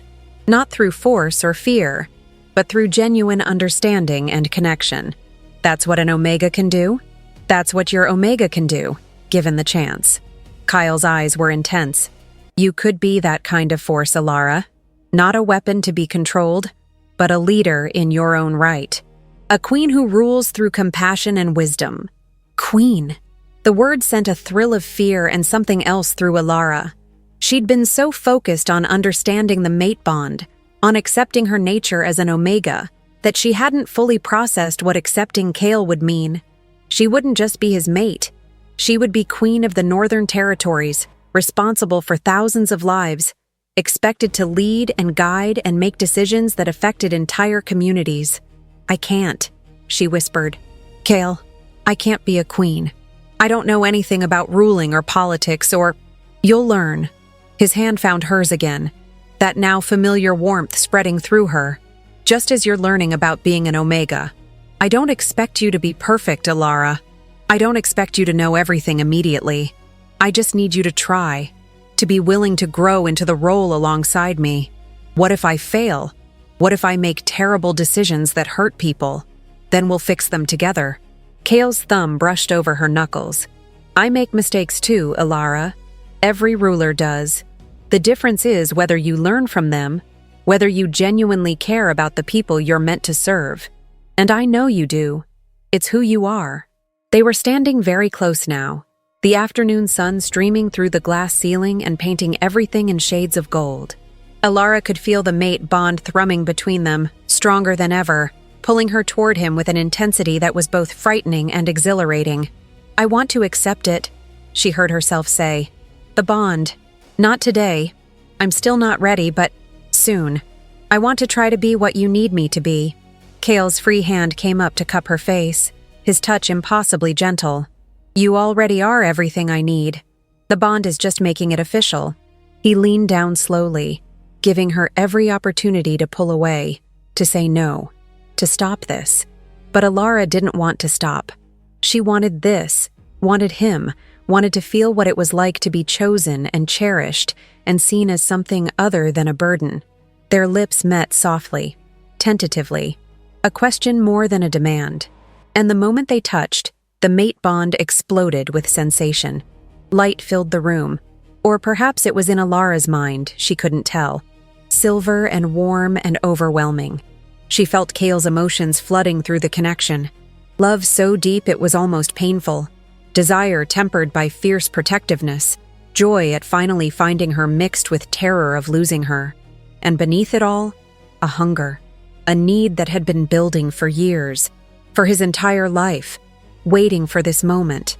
This person. This connection. The kiss deepened. And Alara's hands found their way to Kale's chest, feeling his heart racing beneath her palms. His arms wrapped around her waist, pulling her closer, and she went willingly, melting into the embrace with a sense of rightness that transcended logic. When they finally broke apart, both breathless, Kale rested his forehead against hers. That was, yeah, Alara agreed, unable to form more coherent words. The bond is getting stronger. Your wolf is recognizing mine. Kale's voice was rough, strained. Alara, I need you to understand. If we keep doing this, if we keep pushing the connection, there will come a point where it becomes nearly impossible to stop. The mate bond demands completion, and once we cross that threshold, there's no going back. I know. Alara did know, from all the reading she'd done, from the journals they'd just been looking at. Accepting the bond fully meant more than just emotional connection. It meant physical union, a claiming that would tie them together permanently. I'm not ready for that yet. Then we need to be careful. Kyle stepped back, though his hands lingered on her waist as if he couldn't quite bear to let go completely. I won't risk pushing you into something before you're ready, even if every instinct I have is screaming at me to claim you right now. The raw honesty in his words sent heat flooding through Alara's body. How do you stand it? The wanting? With difficulty, Kyle admitted with a strained laugh. But you're worth the wait. You're worth any amount of patience and self-control. He finally released her, moving to the windows to put distance between them. We should go back, before I forget my good intentions. Alara nodded, though part of her wanted to stay, wanted to see what would happen if they gave in to the pull.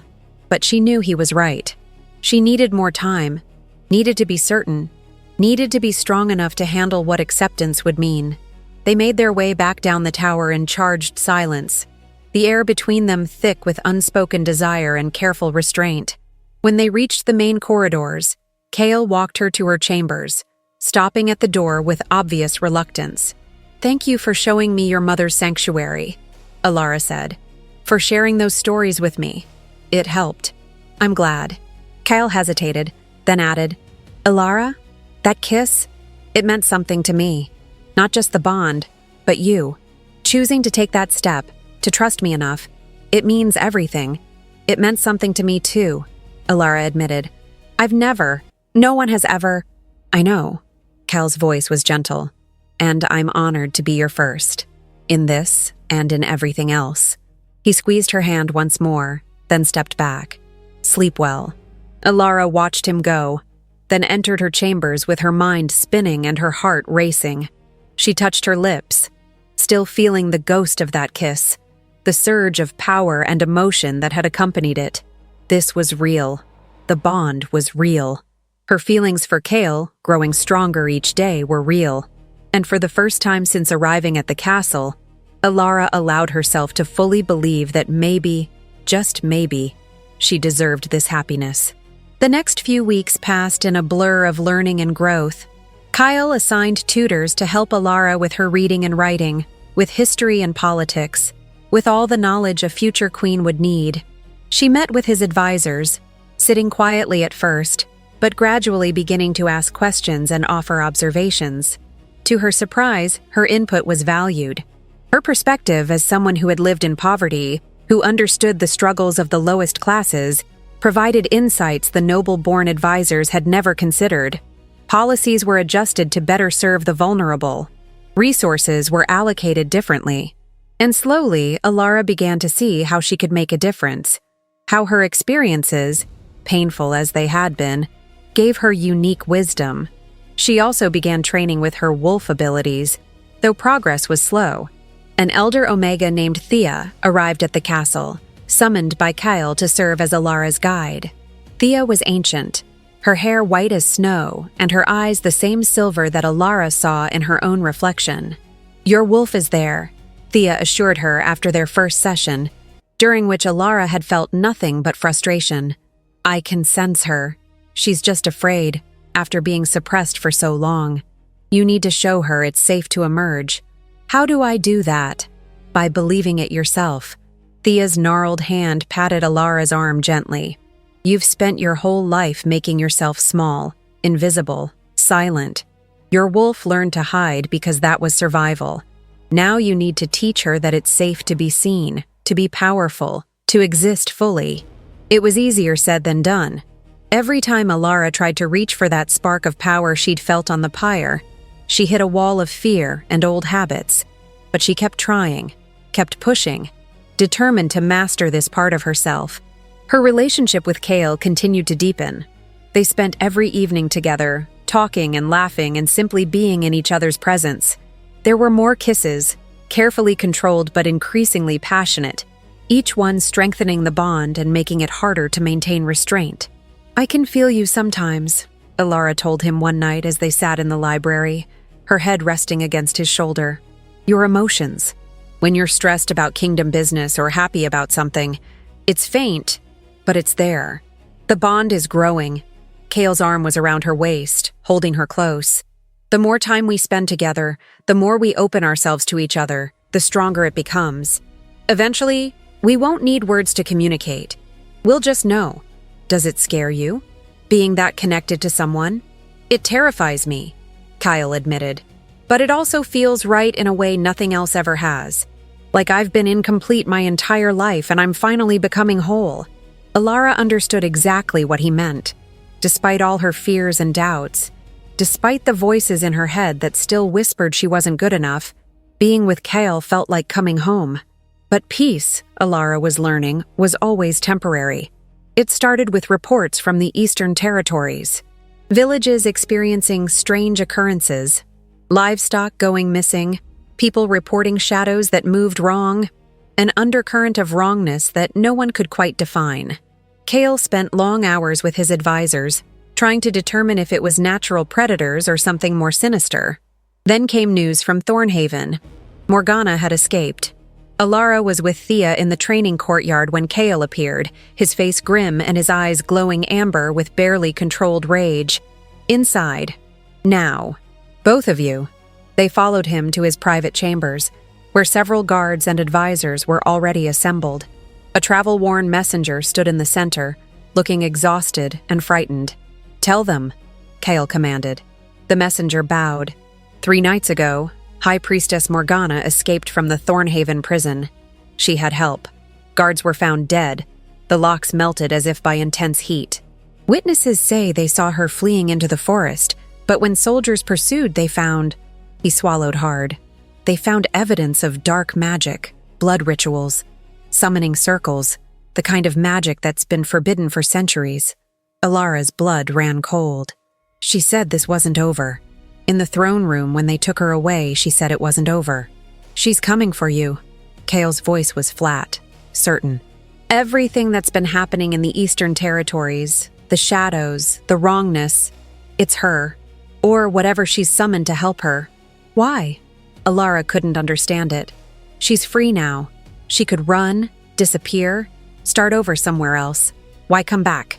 Because she's obsessed. Thea's ancient voice carried weight. I've seen it before, in those who fear Omegas. It becomes an all-consuming hatred, a belief that they must destroy what threatens their worldview. She won't stop until you're dead, child. Or until she is. The room fell silent, the implications sinking in. Alara's brief period of safety, of happiness, was ending.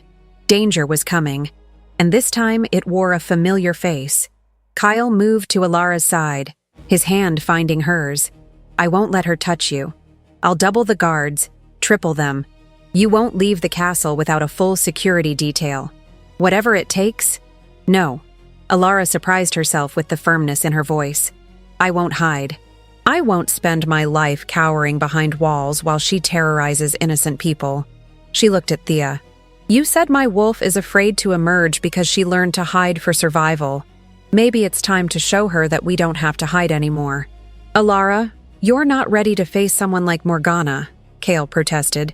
You haven't even shifted yet. You can't control your abilities. Then teach me, quickly. Alara pulled her hand from his, standing tall despite the fear coursing through her. You said I was meant to be a force for good, for protection. Well, right now my people, our people, need protection. And I won't let her hurt anyone else because of me. Pride warred with fear on Kale's face. It's too dangerous. Everything is dangerous, Alara countered. Living was dangerous in Thornhaven. Existing as an Omega is dangerous. Love is dangerous. She softened slightly, moving back to him and taking both his hands in hers.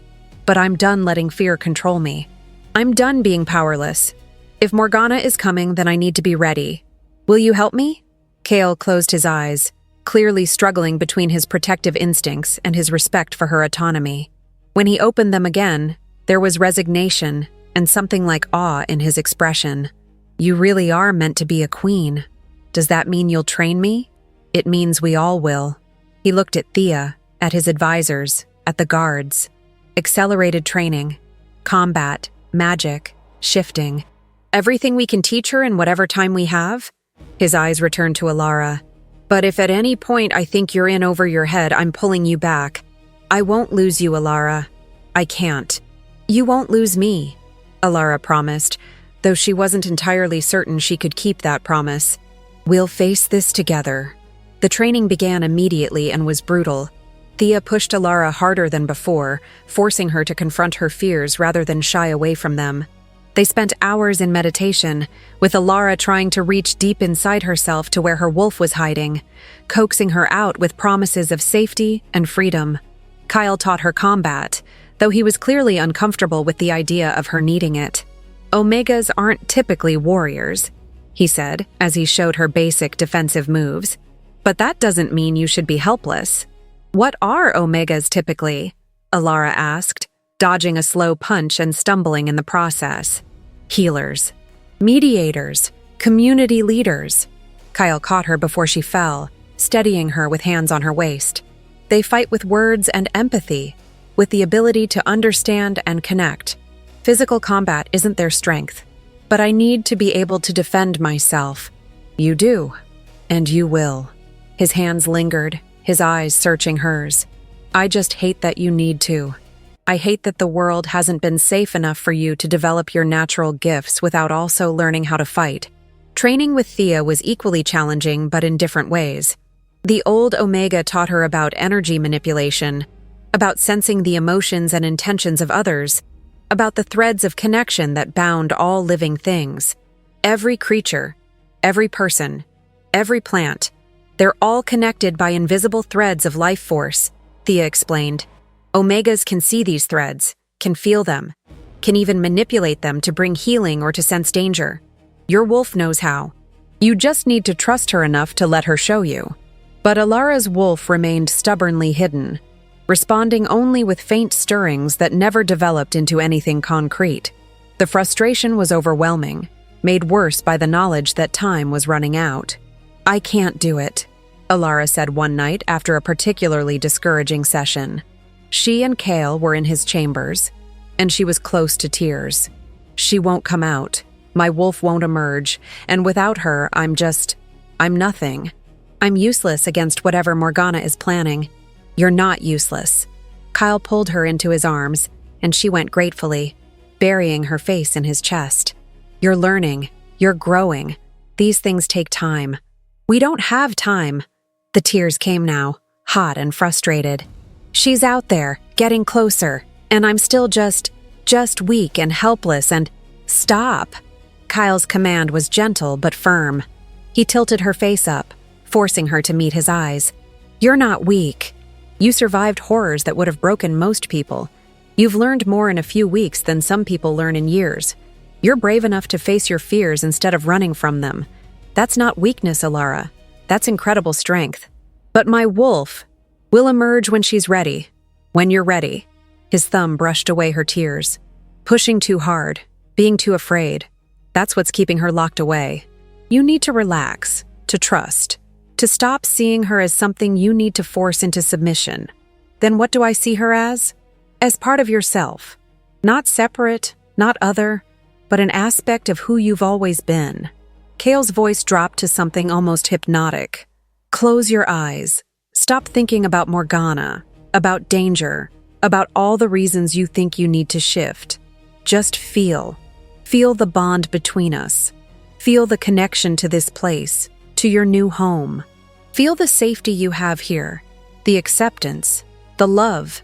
Alara did as he said, letting her eyes fall closed, letting herself sink into the feeling of his arms around her, the steady beat of his heart beneath her ear.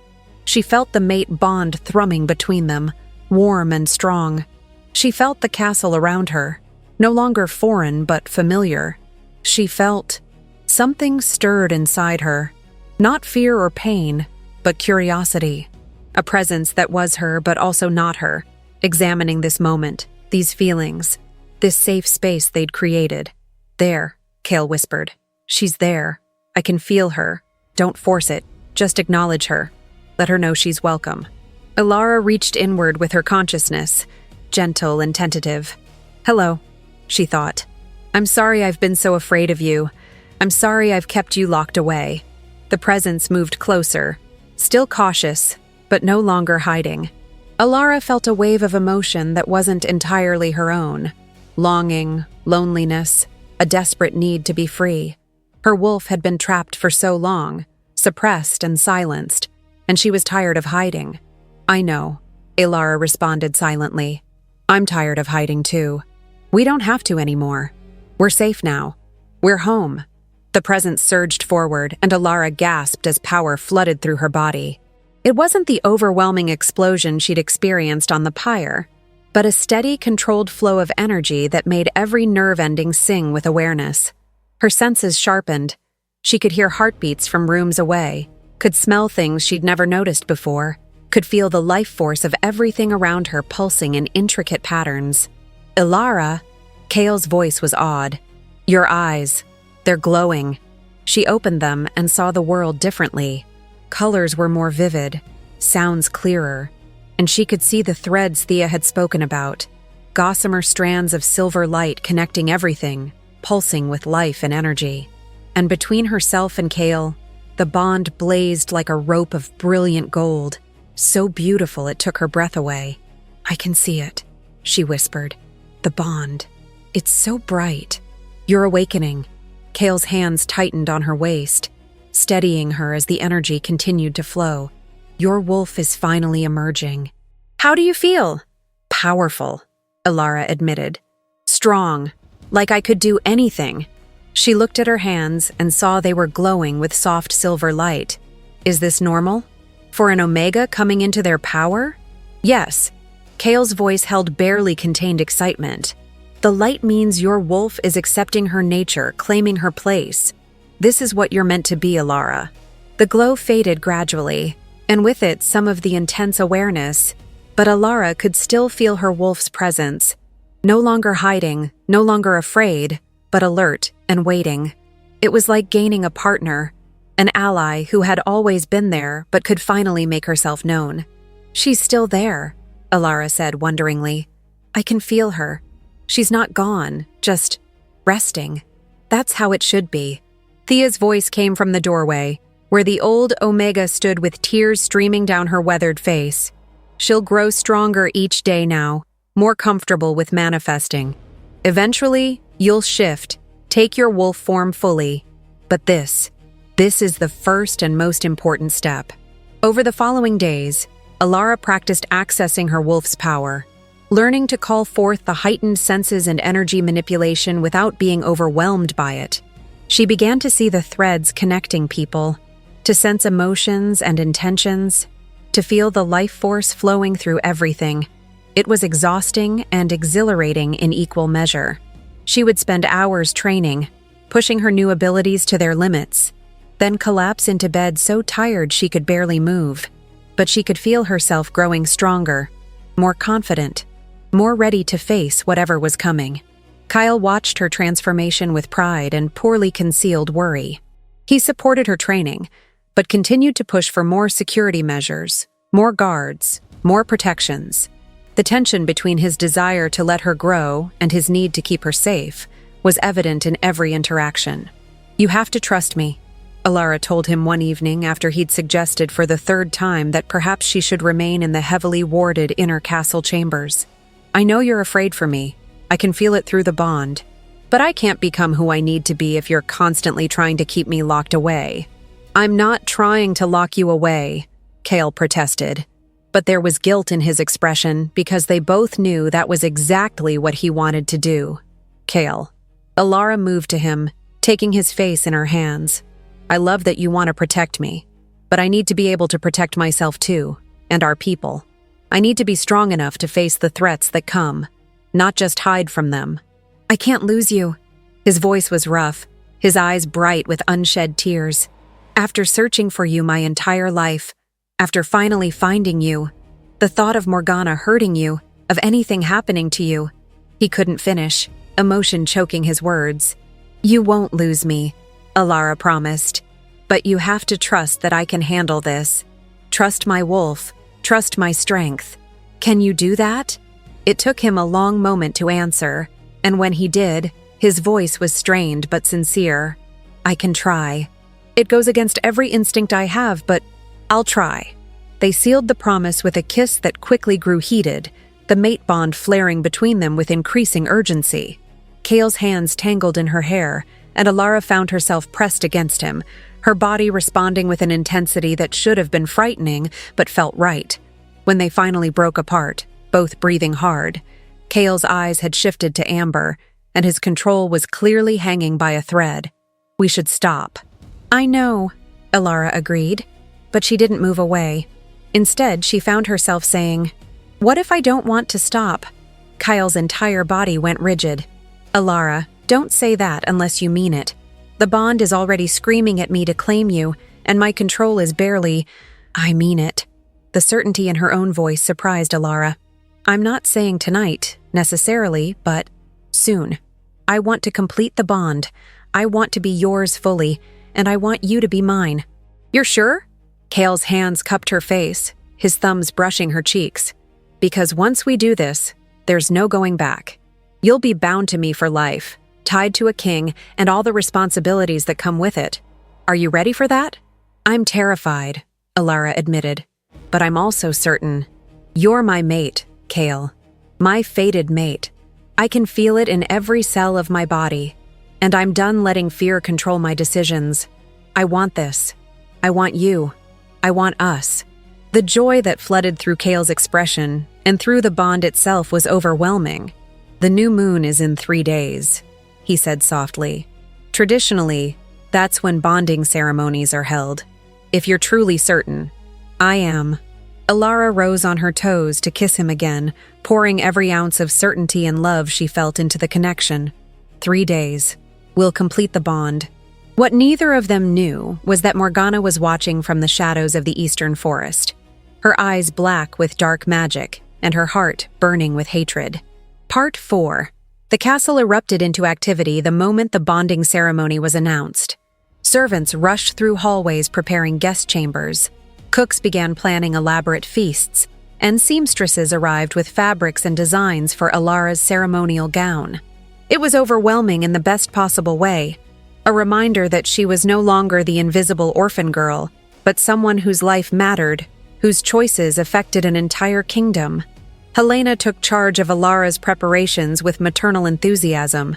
"You'll be the most beautiful bride the kingdom has ever seen," she declared, holding up swaths of silver and white fabric against Alara's skin.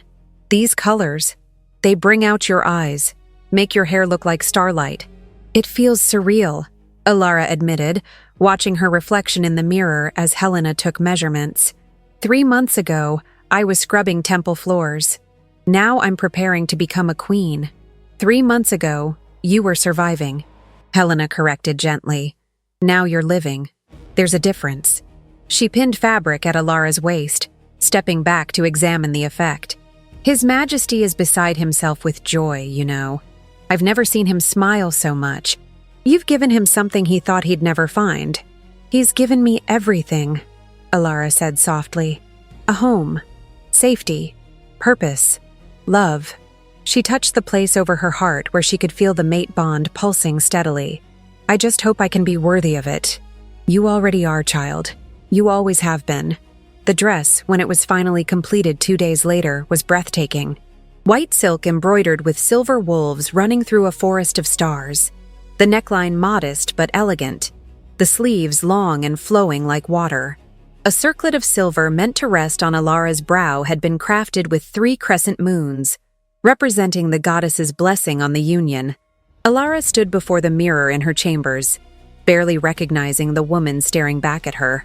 She looked regal, ethereal, like the paintings of ancient Omega queens in Kael's mother's tower. The transformation was complete. Inside and out, she was no longer the broken girl from Thornhaven. A knock at the door interrupted her thoughts. "Come in," she called, expecting Helena or perhaps Thea. But it was Kael who entered, and he stopped dead at the sight of her, his expression shifting through shock, awe, and something deeper that made Alara's breath catch. "You're not supposed to see the dress before the ceremony," she said, fighting a smile. "Helena told me it's bad luck." "I don't believe in luck when it comes to us. We're fated." Kael moved closer, his eyes never leaving her face. "Alara, I don't have words. You're absolutely radiant. It's just a dress." "It's not the dress." His hand came up to cup her cheek, thumb brushing over her skin with reverent gentleness. "It's you. The confidence in your eyes, the way you carry yourself now. You've come so far in such a short time. I'm in awe of you."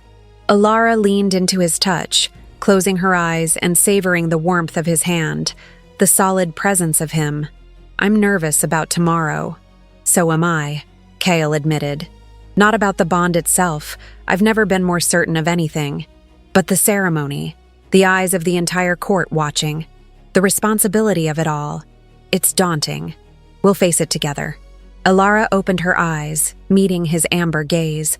"Just like everything else." Kyle leaned down, pressing a soft kiss to her forehead.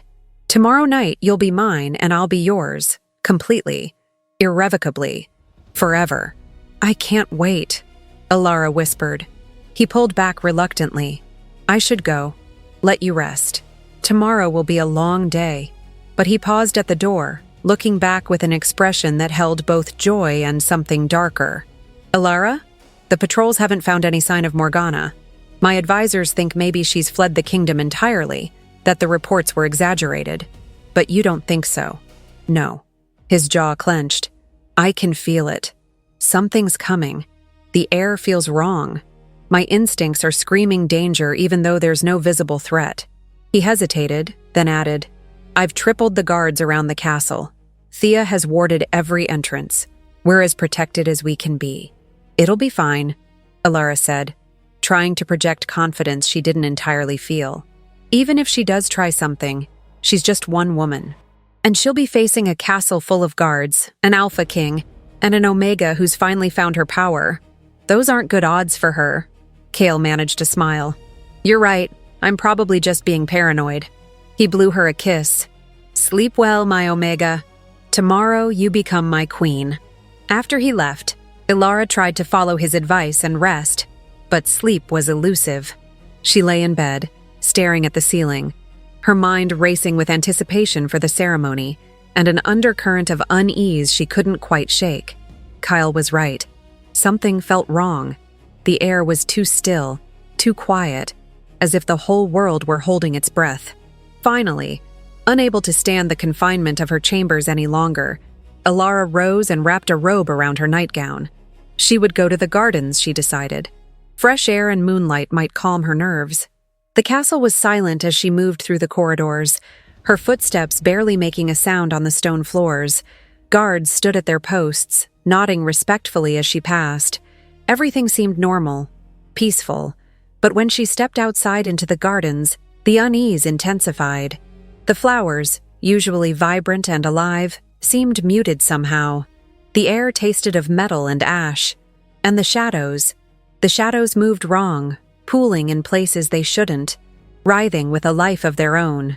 Ilara's wolf stirred uneasily inside her, a low warning growl that only she could hear.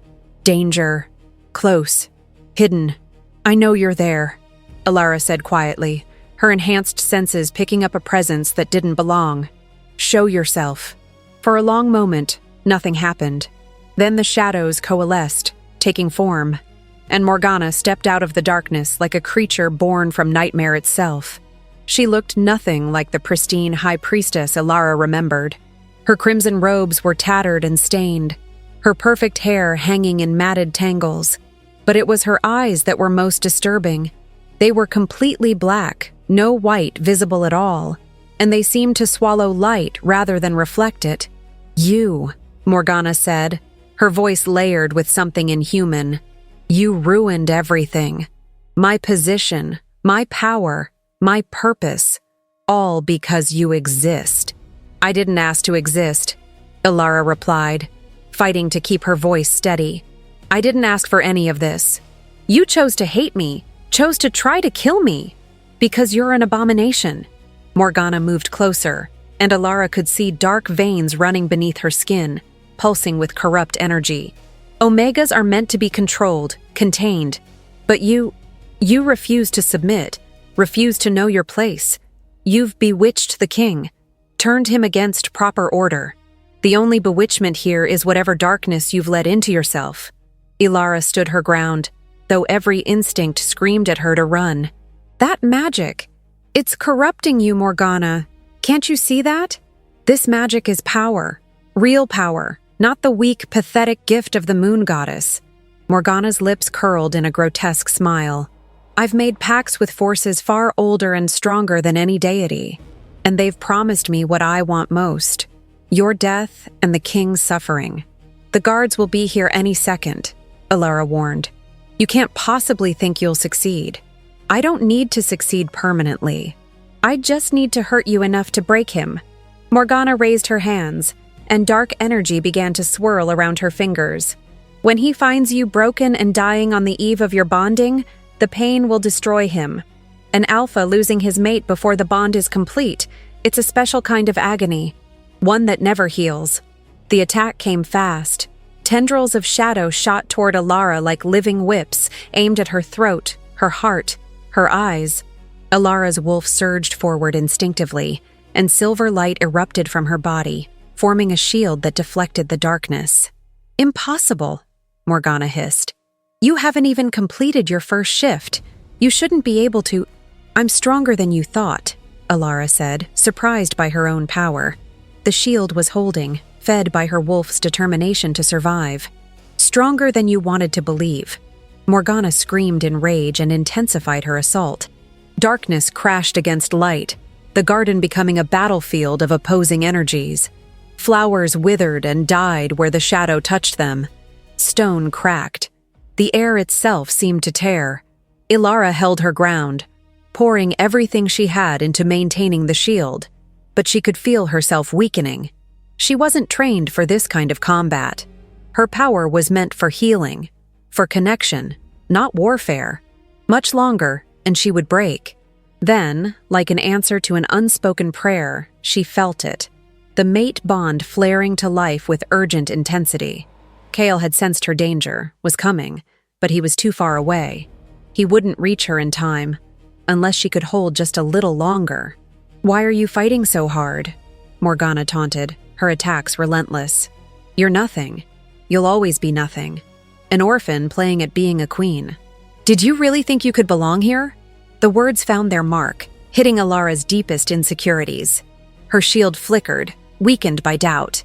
"You don't deserve him," Morgana continued, sensing weakness. "You don't deserve any of this. Deep down, you know it's true. You're just a frightened girl pretending to be powerful." The shield wavered further. Alara's strength was failing, the old voices of self-doubt joining Morgana's cruel assessment. Maybe she was right. Maybe Alara was just fooling herself, pretending to be something she wasn't. No. The thought came from her wolf, fierce and absolute. They were not pretending. They were not weak. They had survived horrors that would have broken Morgana, had endured and grown and found strength in the process. They deserved every happiness they'd found, every moment of love and acceptance. They deserved to live. Alara felt the shift before it happened. Her wolf surging forward fully, no longer content to hide behind human form.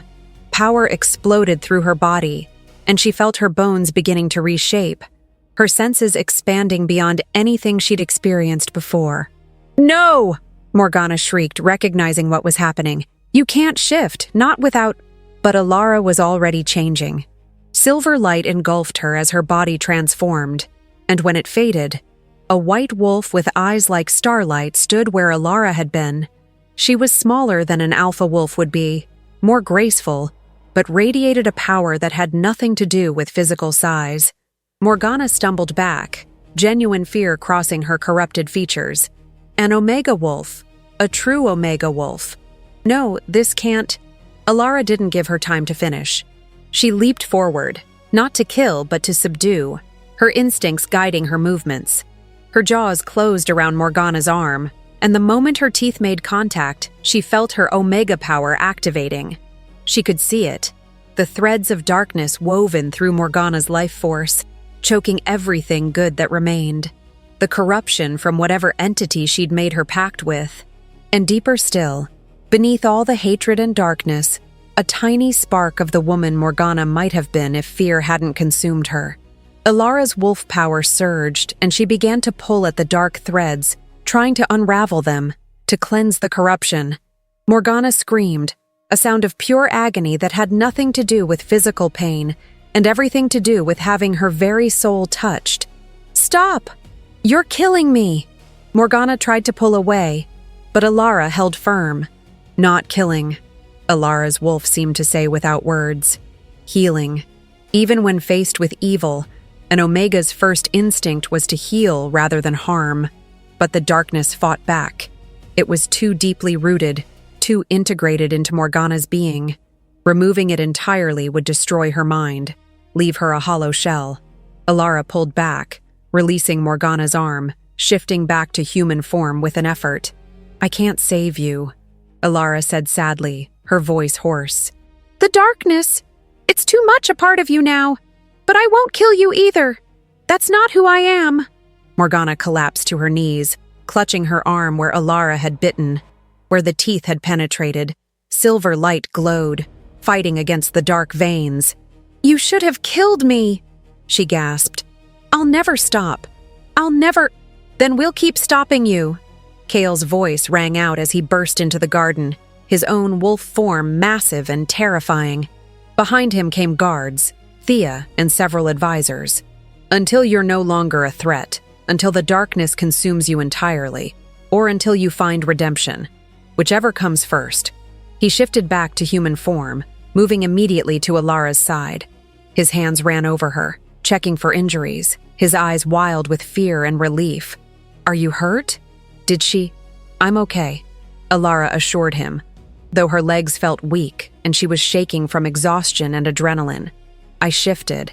I actually shifted, and I saw inside her. Kale. The darkness. The corruption. But also what remains. She's not beyond saving. Not entirely. You tried to save her. Kale's voice held wonder and something like disbelief. After everything she's done to you, you tried to heal her rather than harm her. That's what Omegas do, Thea said softly, tears streaming down her face as she approached. Even in the face of hatred, we seek to heal. It's our nature, our gift, and sometimes our curse.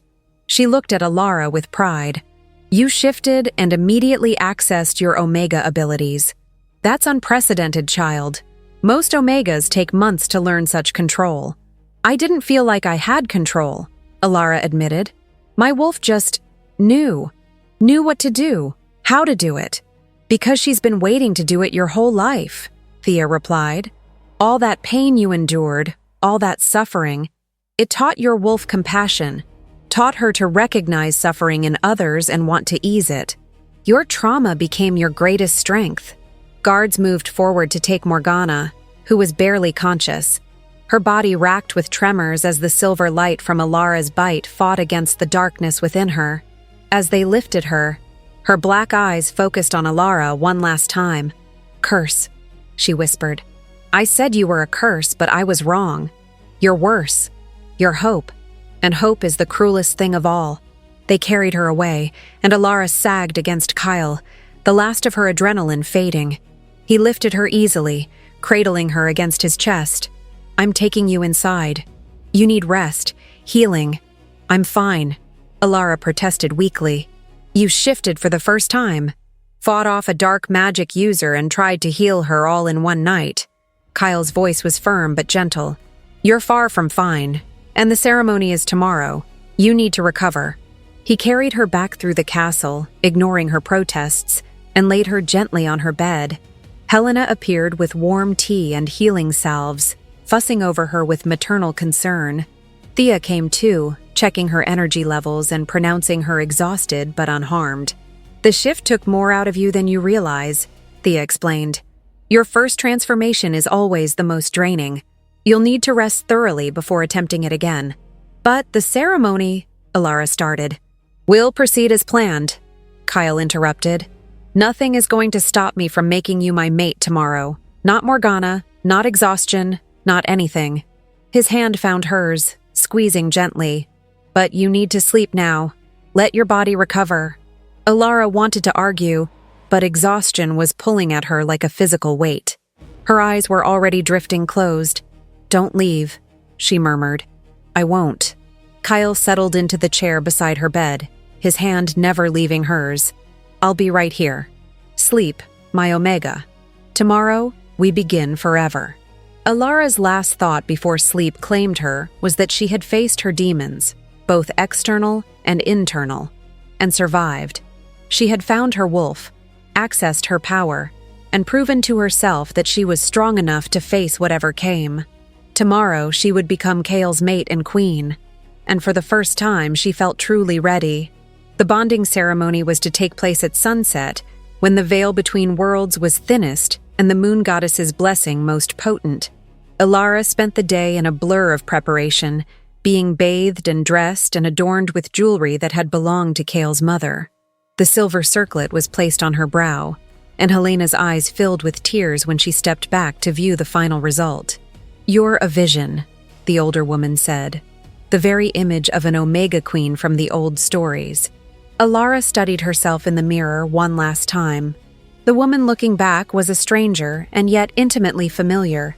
She had silver hair like moonlight, eyes that now held confidence instead of fear, and a bearing that spoke of quiet strength rather than beaten submission. She was everything she'd never dared dream she could be.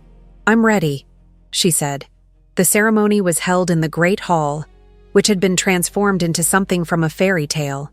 Silver and white flowers covered every surface. Candles floated in the air through some magic Alara didn't understand, and the entire court had assembled in their finest clothes to witness their king claim his mate. As Alara walked down the aisle on Helena's arm, the woman who had been more of a mother to her in a few months than anyone else in her life, she saw faces watching with curiosity, with approval, with hope. These people, she realized, weren't judging her. They were welcoming her. And at the end of the aisle stood Kale, wearing formal robes of midnight blue embroidered with silver wolves, his eyes glowing amber with barely contained emotion. When their gazes met, the mate bond sang between them, a physical force that drew them together like magnets. The officiant, an ancient wolf named Marcus, who served as the kingdom's spiritual leader, began the ceremony with traditional words. "We gather under the moon's blessing to witness the bonding of souls, the joining of Alpha and Omega, the union of king and queen." Alara barely heard the words. She was lost in Kale's eyes, in the bond between them that grew stronger with each passing second. She felt his love, his pride, his fierce protectiveness, and his absolute certainty that she was exactly where she belonged. "Do you, Kale Ravenshade, Alpha King of the Northern Territories, accept this Omega as your mate? To protect? To cherish? To honor for all your days?" "I do," Kale said, his voice ringing clear and true. "With all that I am, I accept Alara as my mate, my partner, my equal. I pledge my life to her service, my strength to her protection, and my heart to her keeping."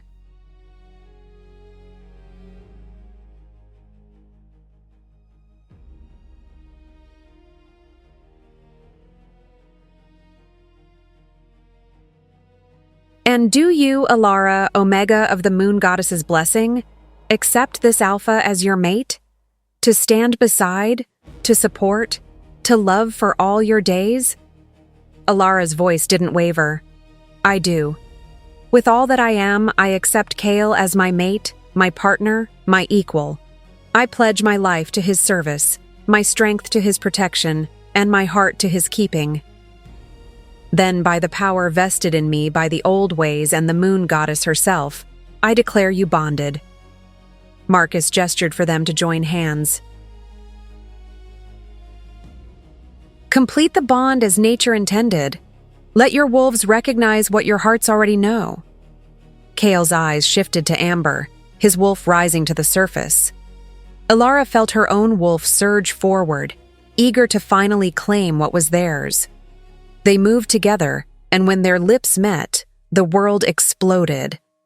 The mate bond didn't just solidify, it blazed into existence with such force that everyone in the hall could see it. A golden rope of light connected their hearts, pulsing with power and promise.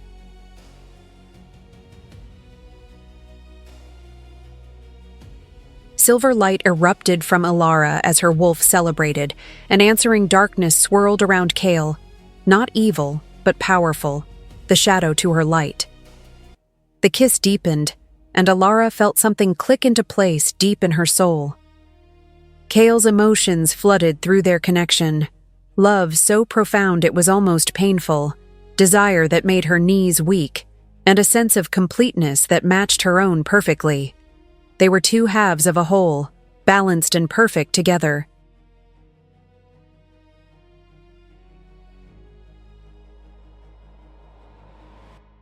When they finally broke apart, both breathing heavily, Marcus was smiling. "The bond is complete. I present to you King Kale and Queen Alara, bonded mates, joined by fate and blessed by the goddess. May their union bring prosperity to the kingdom and joy to all they rule." The hall erupted in cheers. People stood and applauded, celebrating not just a political marriage but a true bonding, a love story that would become legend.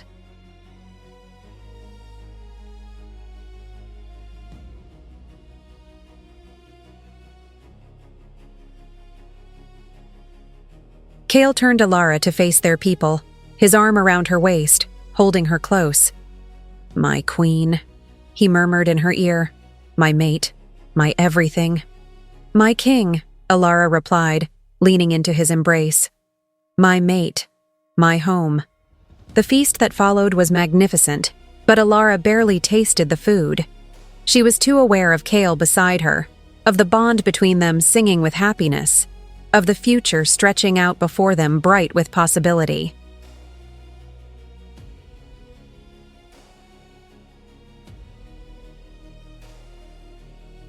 As the celebration continued into the night, Kale leaned close. "Tradition requires we stay for the first dance, but after that..." His eyes darkened with promise. "After that, you're mine. Completely." Heat flooded through Alara at his tone. "I can't wait." The dance was beautiful, Kale leading her through steps she'd learned over the past weeks. They moved together as if they'd been partners for years, the bond guiding them into perfect synchronization.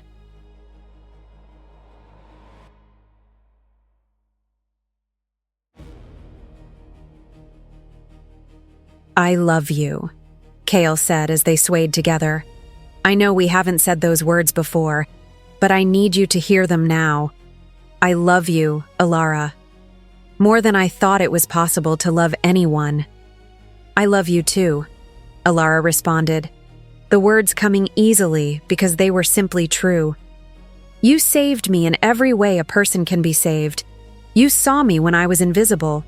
You valued me when I thought I was worthless. You gave me everything." "You gave me purpose," Kale countered. "Reason to rule with compassion instead of just strength. You reminded me what truly matters. If anyone has been saved here, it's me." As the song ended, they slipped away from the celebration, moving through the castle toward Kale's private chambers. The guards they passed bowed respectfully but averted their eyes, understanding this night was sacred. When they reached Kale's rooms, he lifted Alara in his arms, carrying her across the threshold in the old tradition.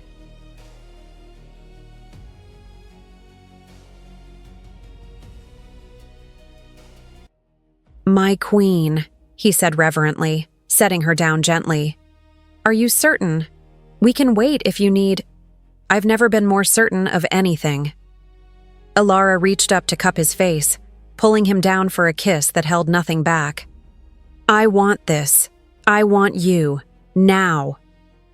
The mate bond flared between them as they came together, a fire that had been building since the moment they met finally allowed to burn freely.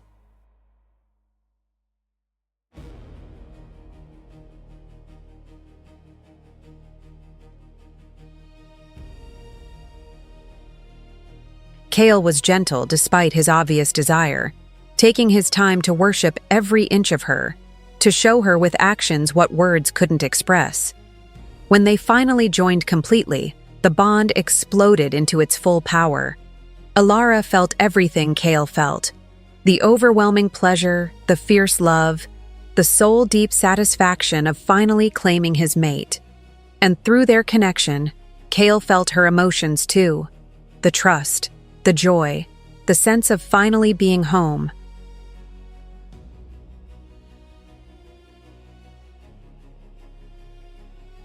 They moved together as one being, two souls merged into perfect unity. And when they reached completion simultaneously, crying out each other's names, the bond solidified into something unbreakable, eternal, and more powerful than any magic in the kingdom. Afterwards, they lay tangled together, breathless and overwhelmed by the intensity of what they'd shared. That was— Alara couldn't find words. "Transcendent," Kale finished, pulling her closer. "Everything the legends promised and more." "I can feel you inside my heart now, inside my very soul. We're truly one. Forever," Alara agreed, tracing patterns on his chest. "Forever," Kale echoed. He kissed her forehead, then her nose, then her lips with infinite tenderness. "My Omega, my queen, my everything." They made love twice more that night, each time strengthening the bond, learning each other's bodies and souls with intimate detail.